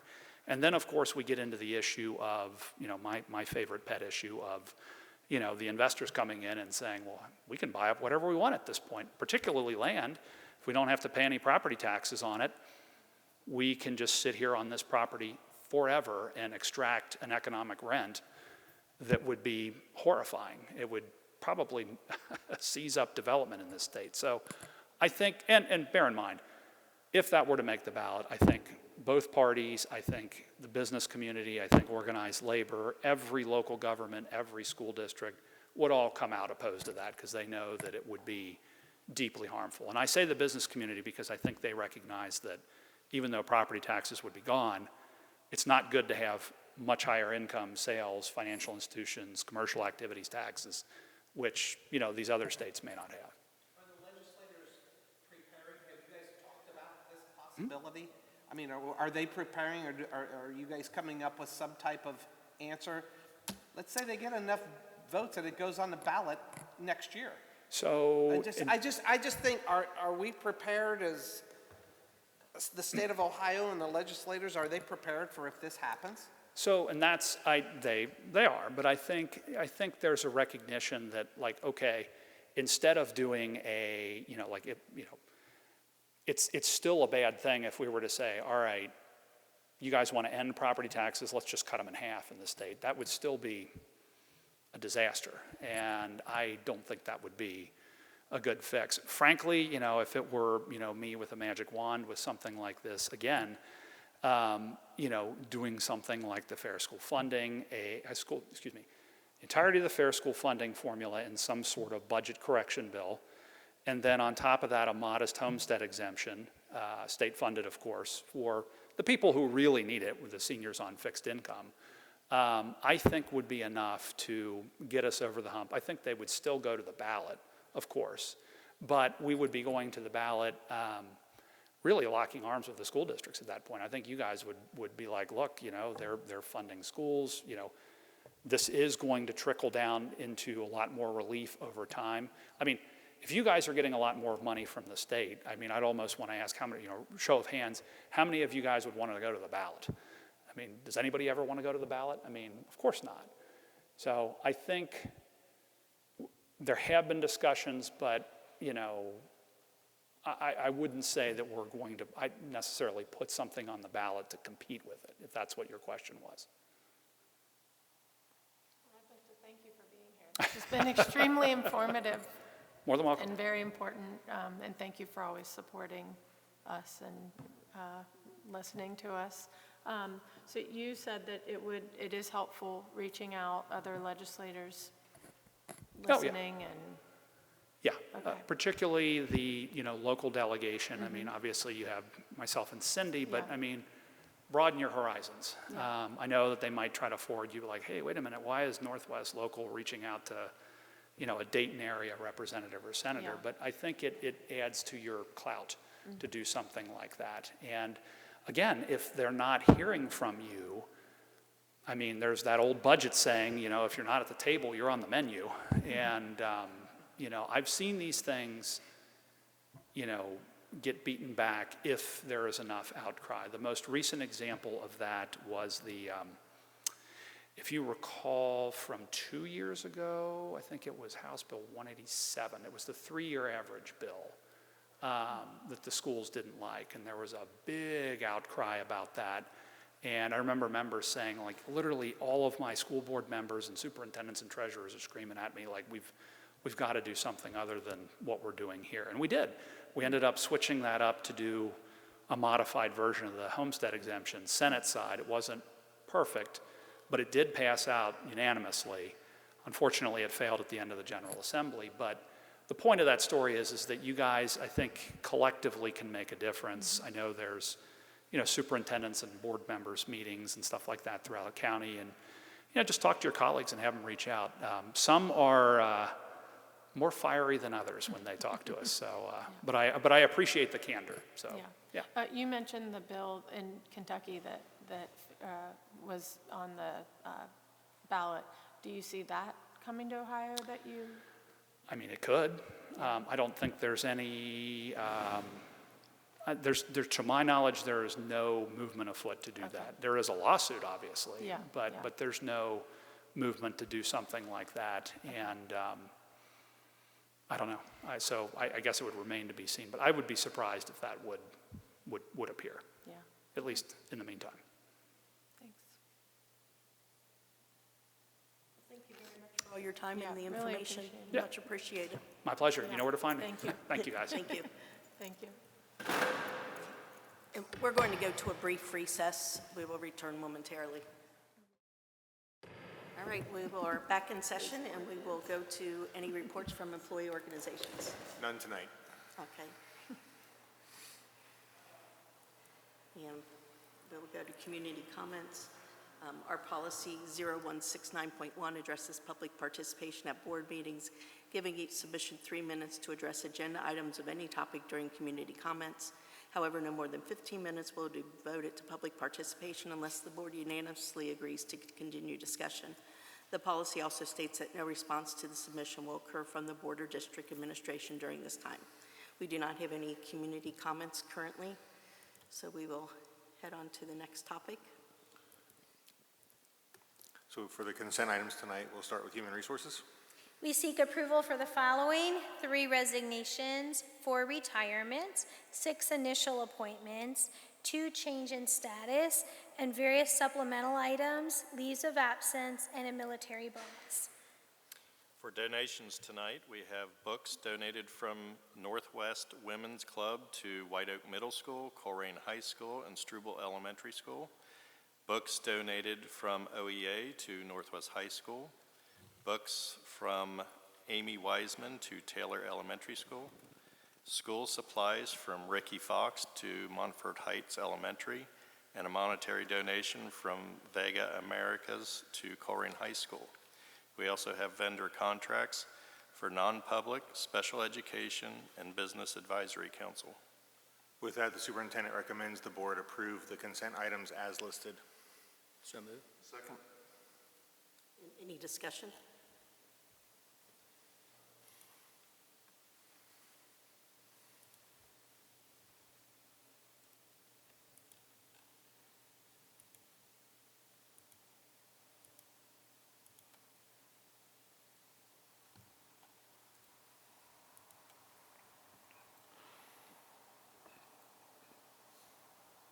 And that passes without opposition. Good evening. Tonight I'd like to ask the board to dispense with reading of and approve the regular board meeting minutes from September 22nd.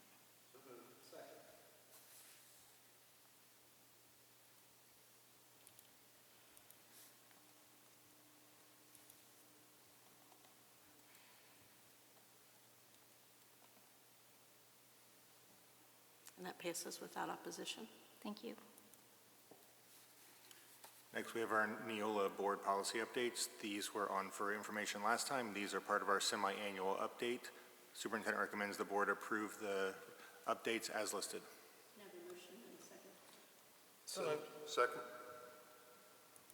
Any discussion?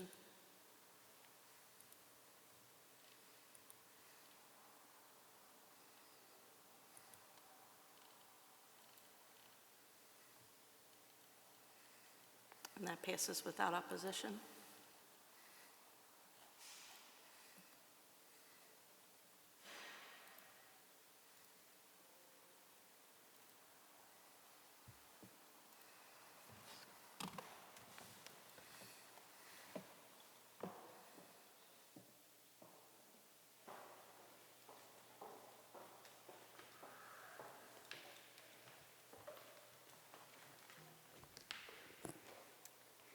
So good evening.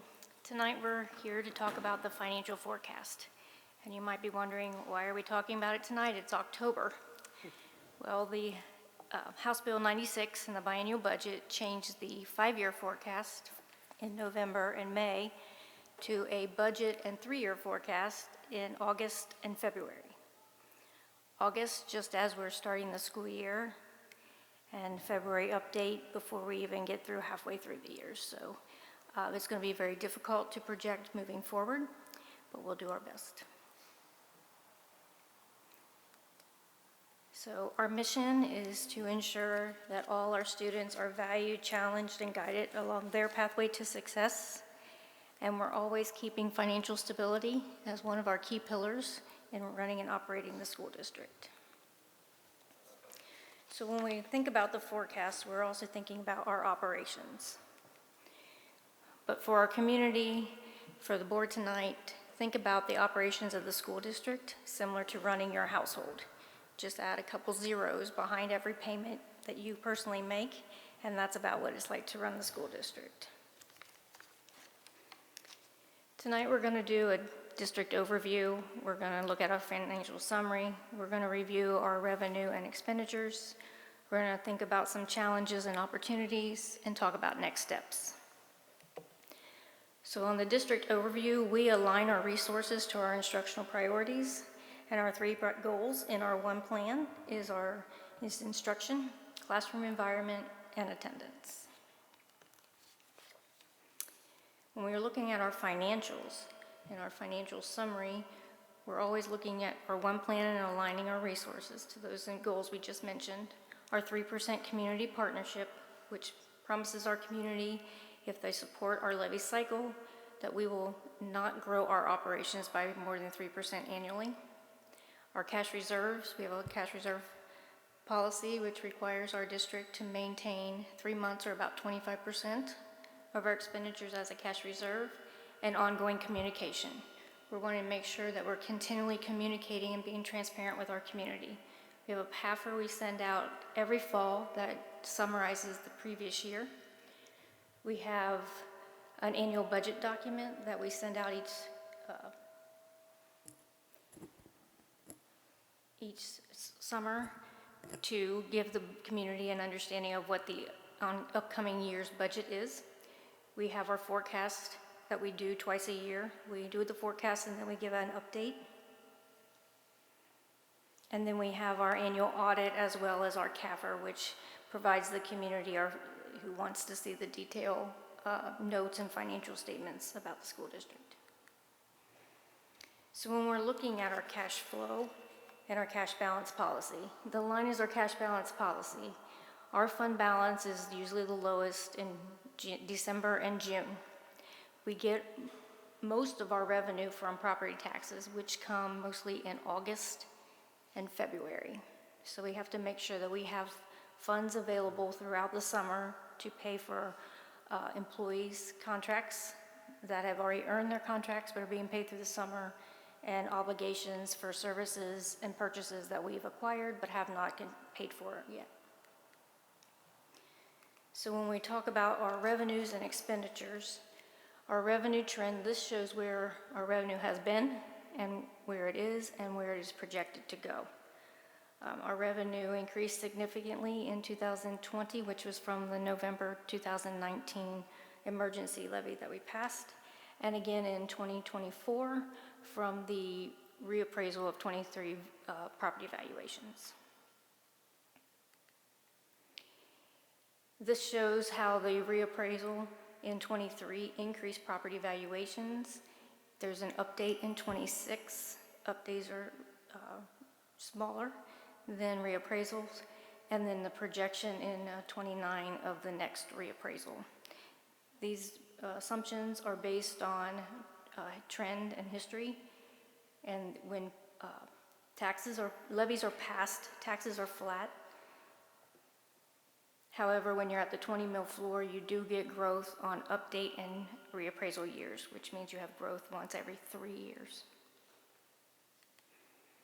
When we're looking at our property tax allocation, 81% of our property taxes are paid by our local residents. 14% are from our commercial properties, and 4% comes from our public utility taxes. House Bill 96 also reduced the amount of growth we can receive on public utility taxes. The increase in public utilities moving forward, we'll be able to receive 25% of the growth instead of 100% as we have in the past. When we look at the history of property taxes, in 1975, which was right before 1976 and House Bill 920, commercial and residential properties were almost a 50-50 split. In 2023, with the last reappraisal, residential properties across the state are at 75% compared to commercial property at 25%. So the shift to residential properties has happened mostly since the Great Recession. You can see from back in 1975, the blue line is residential, the orange line is commercial, and it trended about the same until 1999 and then dipped down into 2007 right around the Great Recession, and has then stayed on that same trajectory where residential is picking up more than the commercial properties to get to the 100%. In 2019, our effective millage rates increased almost to 50 mils, or voted millage, but our effective rate has decreased and is actually reduced 4.84 mils. As values go up, millage goes down, but the dollar amount stays the same. So when we're looking at local funding that we receive, the blue bars are the state funding formula for base cost. This is what the state has determined each year in the school funding formula, what the base cost for education is. The green line is what has been required of our local community towards the school funding formula. And as you can see, over time, we've gone from 60% to 80% required by our local community, which means the state has paid the inverse. However, you can see the state funding trends for other school district types. It's the same base cost, and then what they're paying for K-8 and 9-12 vouchers, as well as community schools, and then the orange line is the state funding for Northwest Local School District, which is heading to 10%, which is the state minimum state share. But with funding, not only is it the cost and what the funding formula says, but there's also caps and guarantees.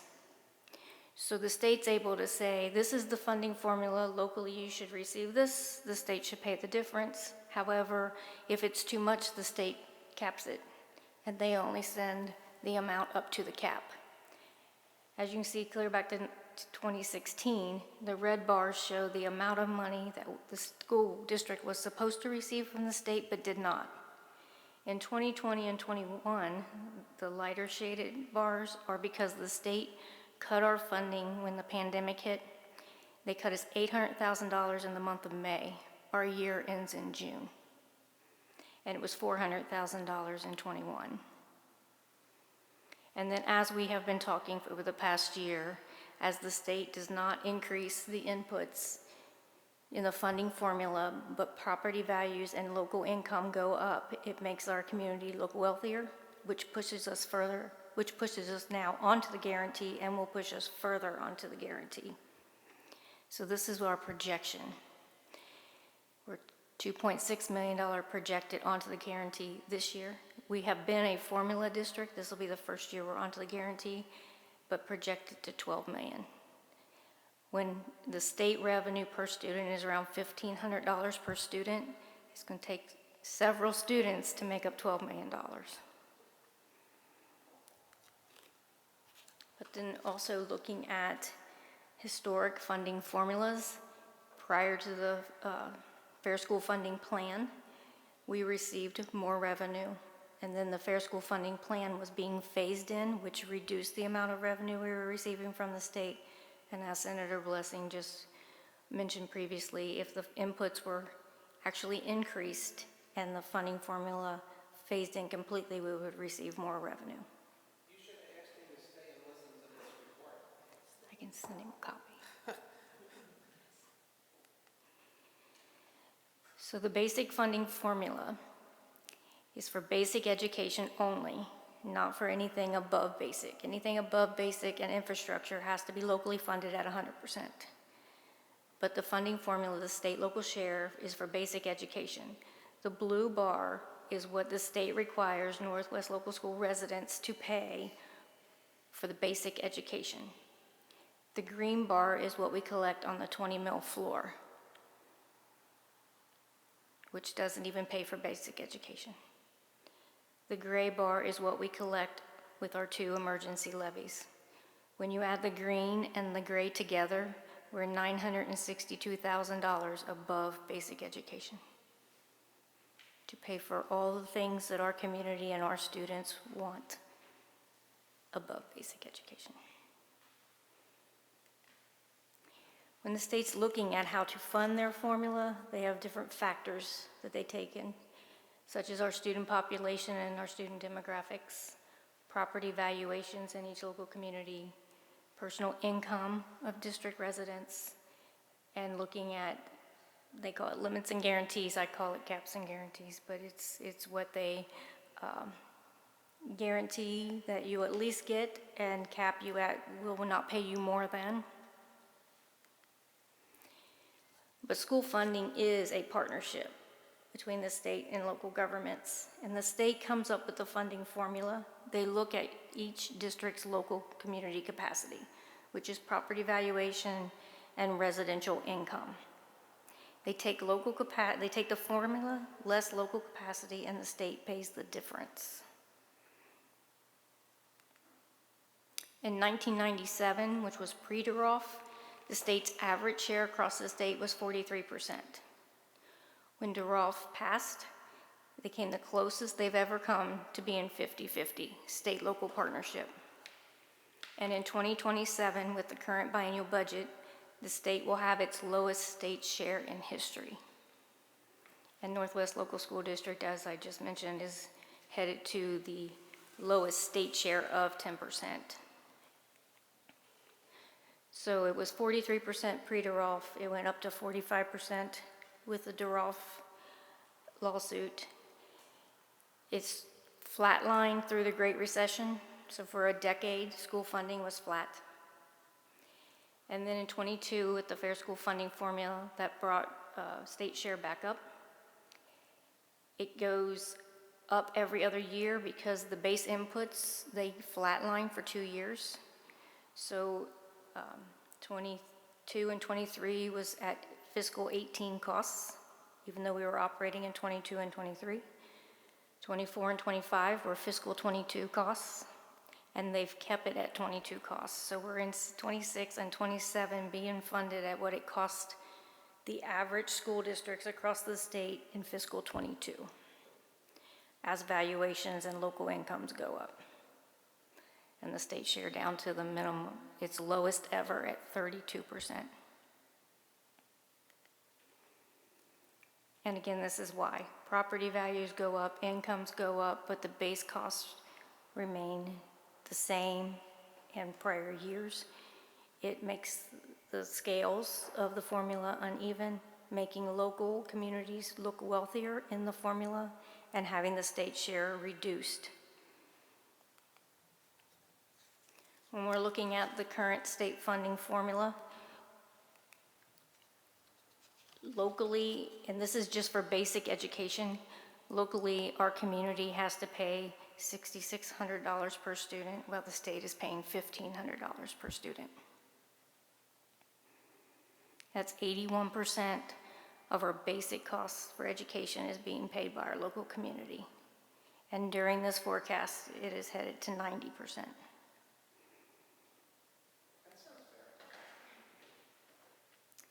When we're looking at all of our revenue, 55% is from local property taxes plus other sources, 27% is from the state in total, and 18% is from the federal government in grants that we receive.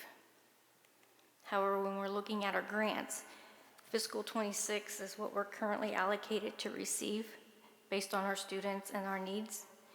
The proposal for 27 is what is currently being discussed at the federal government when they're talking about the budget that they're wanting to pass, and that is reducing the federal grants that we'll receive as a district. Our federal grants pay for positions that offer additional services for our students. Without those grants, we will not be able to offer additional services that our students need. So when we're looking at our overall revenues, 67% comes from our local property taxes plus other revenue. Other revenue includes our Green Township TIF, interest revenue, tuition from other schools. 26% is coming from the state funding formula, and another 6% is coming from the state tax credits, which is the 12.5% the state is picking up for our local residents and paying on their behalf. Now shifting over to expenditures, this graph shows the trend of where we've been, where we are, and where we're projected to go. And this also is while we're maintaining our 3% partnership with our community to not increase our operations by more than 3% annually, but there are unfunded mandates that the state continues to put on us, like high-dose tutoring, that we have to incur the cost, special education services and needs. Students move in, have additional services, things that are out of our control. Utilities are another one with the AI demand is driving energy costs. But when you break it down, $65 per student per day is what it costs to educate our children here at Northwest Local School District. And 72% we spend in the classroom on our kids instructionally every day. To give us perspective, the blue bar is what we spent year over year. The orange is the change in inflation. And in 2024, we had $30 million in transfers that popped that bar up. That's one-time cash that shows up as an expenditure, but we were moving money from the general fund to our master facilities fund to help our community in the building of master facility projects, which then ended up being for Colerain Elementary. When we're looking at our expenditures, 76% of our expenditures are spent on salaries and benefits. This is in our people. We're a service industry. We provide services for our students, and so 76% of our budget is in our people. 18% is purchase services. As I said, special education is a large one there, as well as utilities. Supplies are 3%. Supplies make up not only the parts and materials, the fuel for our buses, the paper, toilet paper, paper towels, classroom materials. Capital outlay is almost 2%, and that's because we have the catastrophic plan last year and this year, but usually that's less than 1%. So when we're looking at our salaries and benefits, since that's the majority of our expenditures, our benefits are increasing faster than our salaries, and our health insurance alone is over half of our benefits total. And this is actually projection as staffing is going down, because we reduced staffing this year, and we are projected to reduce staffing every year just because our enrollment is changing. And we utilize our staffing plan, which mirrors our enrollment. So when we look at our revenues and expenditures together, this does not include levies that are currently on the books that are expiring. This is a projection of our revenue. This is a projection of where our expenditures are going and the difference. This is what it does to our cash balance. The two high years were when we did transfers. We transferred $10 million for our phase one of our master facility plan for our 3 elementaries. And then we transferred $30 million in '24 for our master facilities fund. Other than that, that's our cash balance. The black line is our cash balance policy. And you can see we start deficit spending in '26 and then go down to about a negative $2 million as our levies expire without additional revenue. So on our levy cycle, this is where we've been, where we are now, and what is going to happen during this financial forecast. We passed our resolution to maintain 3% operations as well as needing additional revenue in 2023. We are projecting to not need that till '28. So we've extended a 3-year levy to 8 years. We have an emergency levy that is expiring in November of '27, or December 31st of '27, and that includes tax credits, because that one was passed originally before 2013. So when that levy expires, those tax credits for our community go away with the recent veto at the state level that does not allow us to renew that and keep those tax credits for our community and taxpayers. And then the other one that's expiring is December 31st of '29. It's an $11.3 million emergency levy that's going to expire. When we look at our bow tie effect, we talk about how when levies are passed, because they're flat when passed, you have to ask for more than you need at the time, because the levies are flat when passed, so you collect more in the beginning years to spend in the later years, and then after you start deficit spending and spending that down, then you have to ask for an additional levy, so that's the levy cycle. We have a 5-year rolling levy cycle is what we follow. In '24, that was really $12 million surplus, but with the $30 million transfer, it took it the other way, but that's the impact of that. So in '26, we're slightly deficit spending, but we knew this was coming as we're getting further into our levy cycle. We'll deficit spend throughout this whole forecast, which means about 2028, we need additional revenue in addition to what we already have with 2 expiring levies. The assumptions that we've used throughout the forecast, the factors that we looked at were maintaining our current operations, however, utilizing our staffing plan, which, as I talked about, reduce staffing each year based on our staffing plan. The Medicaid reimbursement actually will increase revenue and expenditures in our forecast. Previously, we were allowed to reduce the expenditure if it happened in the same year.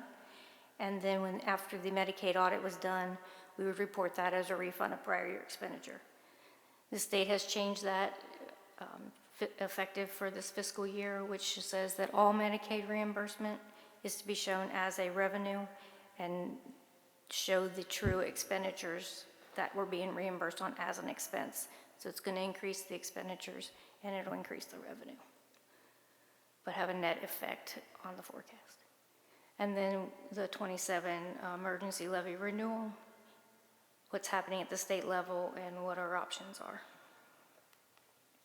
We also have a one-time impact that occurred last year and again this year for our catastrophic plan for the preschool renovation and the Northwest Career Center transitions renovation. It's about $3 million in total for all our catastrophic plan projects.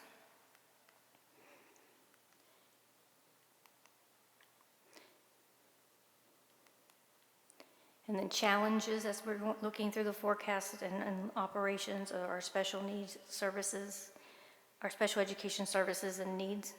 Special education is almost 30% of our overall operating budget. The biennial budget base cost input's not increasing. The national and local enrollment decline that's happening, utility cost based on AI demands and utilization that's driving up cost. Our foster and homeless transportation, another unfunded mandate. At the state level and the federal level, the changes in the state school funding formula and now the federal grants. as well as property tax reform that we heard a little bit about earlier this evening. Our aging buildings and deferred maintenance, as we've looked at what we've received in funding and the caps, and barely receiving basic education, infrastructure, and maintenance are all 100% locally funded, which over the years we've not had the additional funds to maintain those, so we do have a lot of deferred maintenance throughout the district. And then emergency levy renewals, can we renew them? As of last week, that no longer is an option.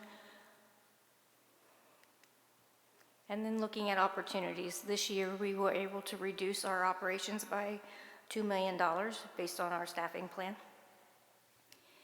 We have Colerain Elementary, so we're doing the OFCC Segment 1 project without needing to go to our community for a bond. And then in the future, looking at how to consolidate buildings and operations. We've talked about combining middle schools, things like that, and just looking at, again, with a staffing plan, how we can adjust operations as we move forward. When we look at the 27 and 29 renewals and their impact on the forecast, not renewals, they are expiring. The blue bar is our revenue, the red bar is our expenditures, and the line is our cash balance. This is our cash balance. If the money that we collect now, we renew some way and have that revenue source again, which is the orangish line. That is what we're currently collecting that will expire throughout the forecast and that we'll need to replace. However, when you look at 2030, you can see that our revenue still does not meet our expenditures. So around 2028, we're going to need an additional revenue source. We could ask I'll save that for a moment. So this shows the same chart we looked at earlier with the current levies that are expiring. If we were to renew them in some way and maintain that revenue source, where our revenue would go, where our expenditures would go. And as you can see, even as of 2030, we are barely above our expenditures. And so projecting that out even further is going to show where our expenditures are going to start exceeding our revenue. And remember, our cash balance policy says that we're required to maintain 60 days, or about 25%, 3 months worth. So as we're deficit spending, we're eating into our cash balance, and by 2030, we're almost at our cash balance policy.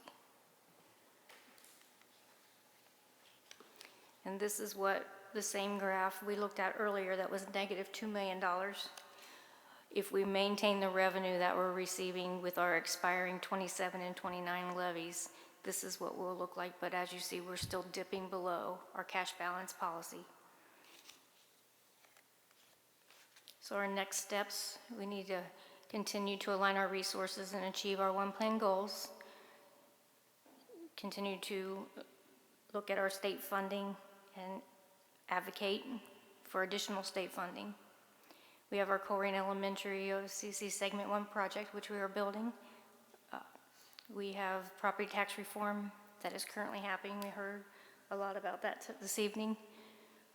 We have our emergency levy for 27 and 29 that are both expiring. And we have a need for additional revenue. The longer we wait to pass additional revenue, the larger the amount needs to be, because everything compounds. The expenditures start compounding, the revenue is a flat dollar amount. Plus, we need to figure out what we're going to do now that the emergency levies, 1, we cannot renew, and 2, are no longer an option.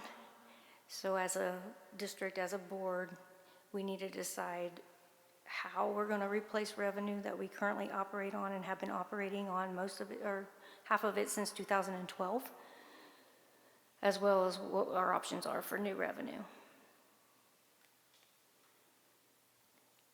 These are the 2 emergency levies that we have been talking about this slide for several years now, and when they expire. And because of the property tax reform and the veto that happened last week, we can no longer replace those levies. Emergency levies are not an option for us. So this will continue to increase and pass school funding onto our local community, reducing the burden on the state because it takes away the state tax credits that they're currently paying for our community and it just limits our options. And this is what the state looks at. This graph includes both our emergency levies as if we maintain that revenue. And when you hit a 2% revenue shortfall, that's a warning. That's caution, sorry. It's fiscal caution. 8% is a fiscal warning, and 15% is a fiscal emergency. And if we start reducing the revenue we're already receiving, plus the new revenue we know we're going to need shortly after that, that chart's going to look drastically different. Can I answer any questions? I'm not trying to give you a gotcha here, but I'm a little curious. When the reappraisals went through, I distinctly remember you saying we would get very little. At most, I think we were going to get $1 million from the reappraisals. A lot of people, they're still upset about that. But when you showed that chart, it looked like we got about $6 million. So which is correct? That was valuation. Well, you showed the chart, the revenue that came in, and it looked like we got about $6 million extra from the reappraisals. So over the 5-year forecast, it was $13 million, and that's the $13 million that we used to transfer funds in advance for Colerain Elementary. Okay. If you remember at the time when we did the transfer, we took, because local revenue goes up, state revenue goes down. I'm not sure I follow you, but I know that it just seemed like some people, especially in the poor areas, their reappraisal rates went way up. Mine weren't bad, but some people had 30, 40% increases. And, that's just a tough pill to swallow when you got to write that check in January and in June. And I'm not sure why the state views us as a wealthy school district, but that's always defied logic to me. But anyway, I just had that question. So part of it was, it brought us down just below the 20 mil floor, but from where we're at to the 20 mil floor, there's no increase in revenue. And then when it dips slightly below, we got the increase of revenue from right below to the 20 mil floor.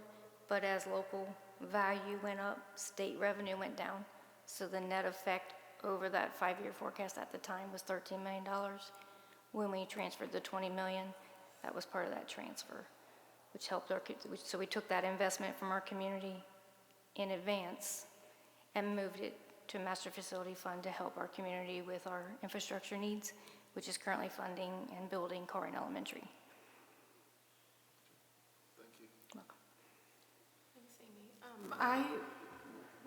I know you speak to community groups and that. I think with what you're showing of the future and that we need to get ahead of that and be at, maybe not this entire presentation, but can we get to one PTA meeting a month? I mean, those are parents that are out talking to the community and get these facts out. And then maybe on Fridays, we post a financial Friday fact or something and take snips from this, because the general parents and public are not aware of most of the things in this. So I'm just trying to think of ways that we can start now to educate people with what's coming in the next few years. Yep, we're always trying to continue to educate and look for opportunities, so absolutely. Okay, so we can expect hopefully some of those and I'd love to hear other ways that you're educating our community on this. And the notes that are attached to the agenda that detail the 5-year forecast, if people read it. They don't. This presentation that gets sent out to staff and community, different groups, Yeah, we're social trying. media is a big part of people's day, so if we can use, we have district Instagram and Facebook, if we can put a fact out every week from here, I think even that would be helpful. There's a lot of people that share that page, so. And it's also helpful because it's pretty much the same story we've been telling for several years, so just that repetitive conversation Yeah, but helps breaking over it time. down, no one's, I think this is very valuable, but a normal parent isn't going to read through this entire thing. But if we can pull the facts about the state funding and local and just take something that will catch their attention and break it down, I think that would be really helpful for people to see. Absolutely. This is probably crazy, but why can't all the public school districts sue the state of Ohio? We are. I mean, but suing them about vouchers, right? Right now, yes, because DeRolf was about funding, Yeah, I mean, and then they've already lost it, they've just never so why done anything can't, about it. what do we do to have them held accountable? It's gone to the Supreme Court 3 times, and the Supreme Court finally said there's nothing more they can do, it's up to the legislature. So I guess The it's, legislature's not doing anything about that decision. Nothing. They've done in 30 years. I mean, they're not holding up their very basic thing of providing public education to their communities, their residents. Why do we accept that? Why does the community accept that? I guess if we knew the answer, we wouldn't be in this spot, and I don't know how you really reach people because people don't want to fill out surveys about how they want to hear about things. People don't come to community engagement before the meetings.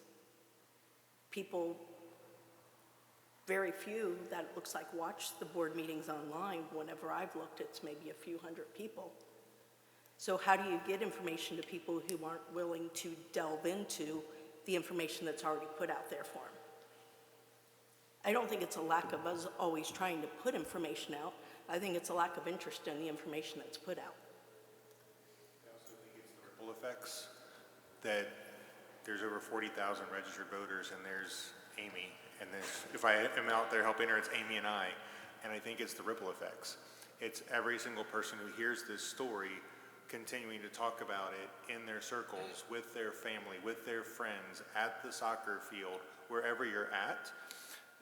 Because a lot of times when Amy and I are talking, people are like, well, that's so far-fetched. That doesn't sound real. That can't be true. You're missing something. Or they just don't trust us because it sounds that way.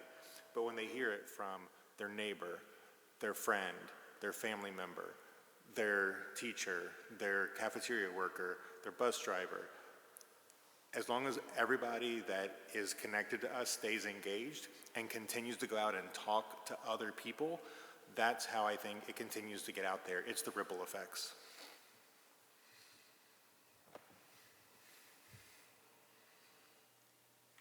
Do you know how any other districts get their information out to people? Like I think Princeton passed a levy last year or the year before, how they got information out to people to make them understand the issue? In what format did they use that made people understand it, that they actually looked at the information? no, we share ideas, we pretty much are talking about the same thing. Each community is different, so it may have been what was on the reduction list at the time. I don't know. I think just some communities are just more engaged for public education than other communities. So then do we as a board need to come up with a list of what reductions are going to happen if we don't pass something? And Well, you're going to have to come, we're going to have to come up with some list. Well, I mean, and actually have public forums that people can come and talk to us and ask us.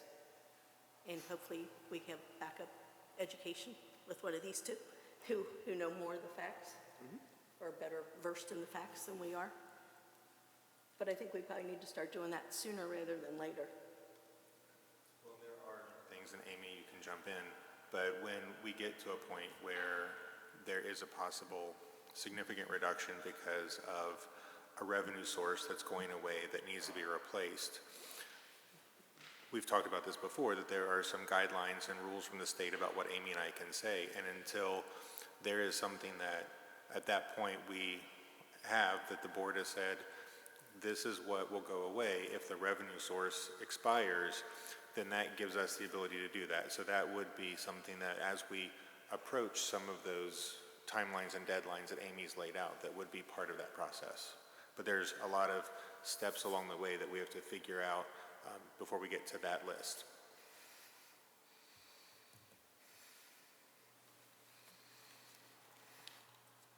Okay, so this evening, Daryl and I are asking the board to approve this October financial forecast and assumptions, as well as the revenue increases that have been listed in the forecast.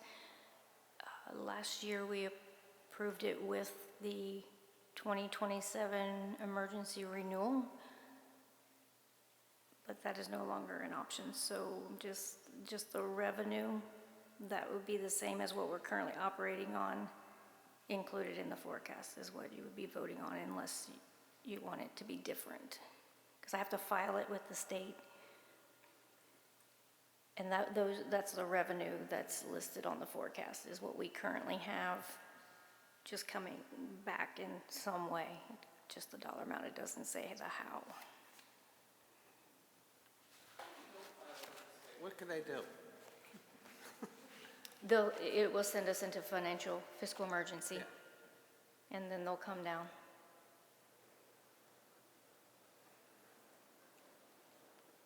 You need a motion?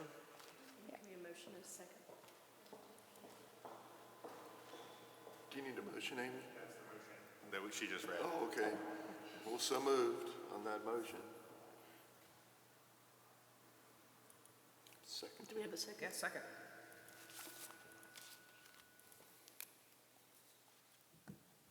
When is the work group? November 5th. Do we have to file it before then, or can we get in detail about it then? Did you hear that? Do we have to file it before the November 5th work session? The forecast? It has to be filed by October 15th.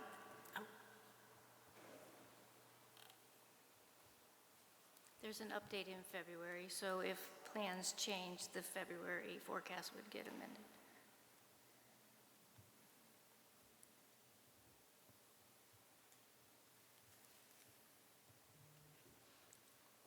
Okay, and that passes without opposition. All right, so for general updates for tonight, just a couple of reminders for dates. Next Monday, the 13th, we have our State of the District at Northwest High School at 6 p.m.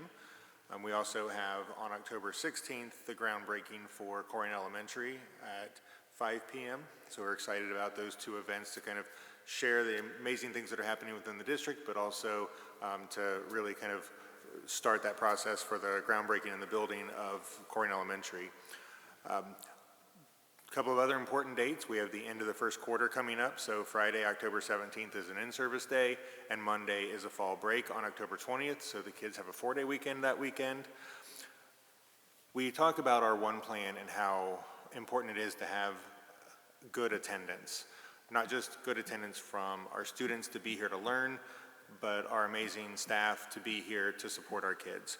And so as we end toward the first quarter, just a brief update that our staff currently have an attendance rate of 95.7. We really use 95% as a benchmark. We know things happen and people have to be out, but 95%. So our staff are exceeding that benchmark by 0.7.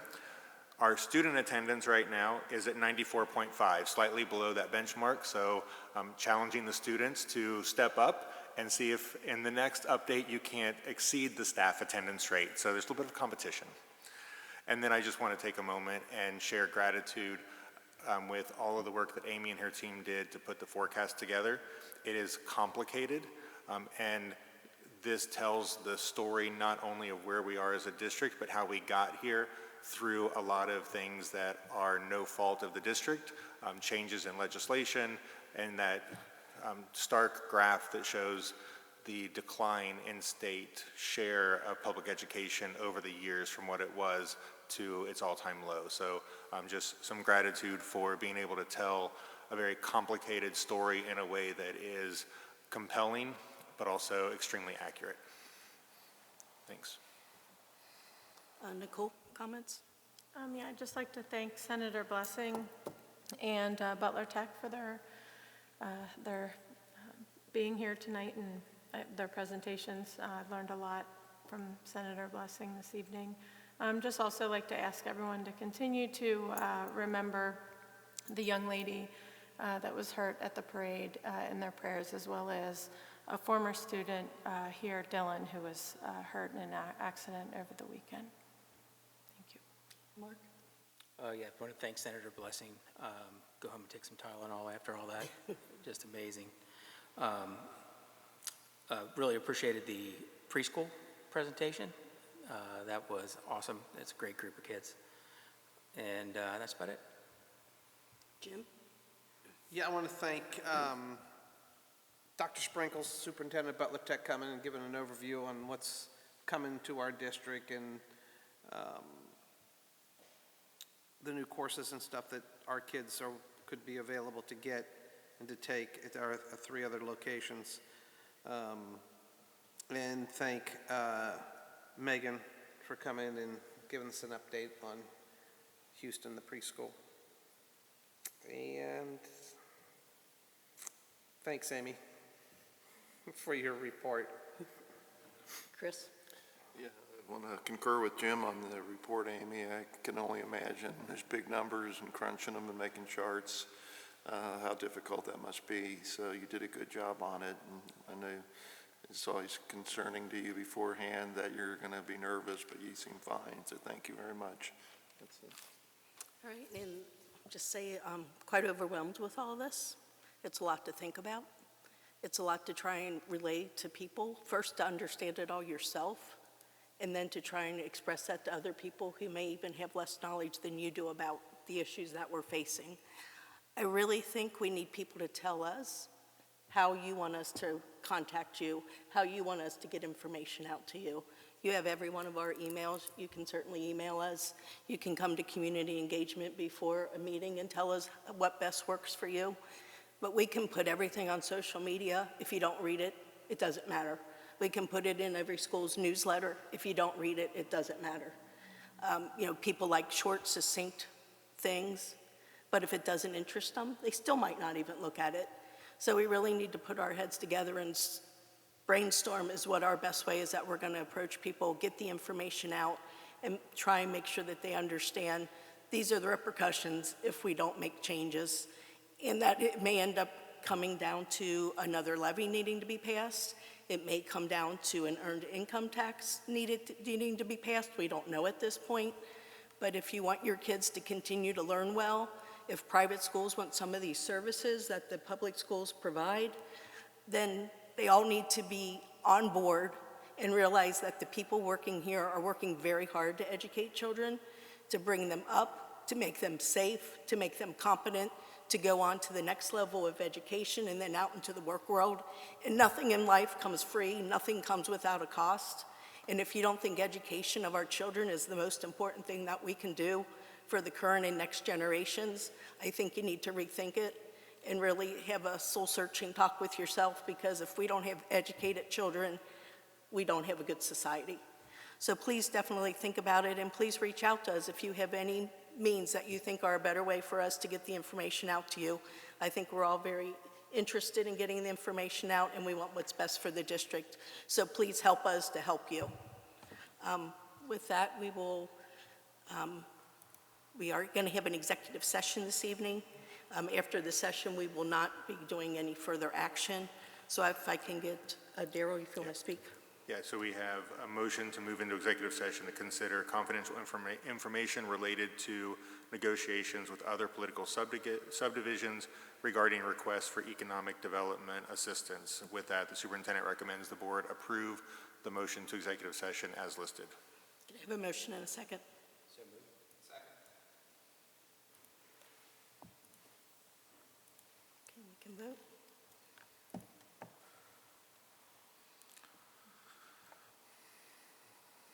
And that passes without opposition, and we will move on to executive session.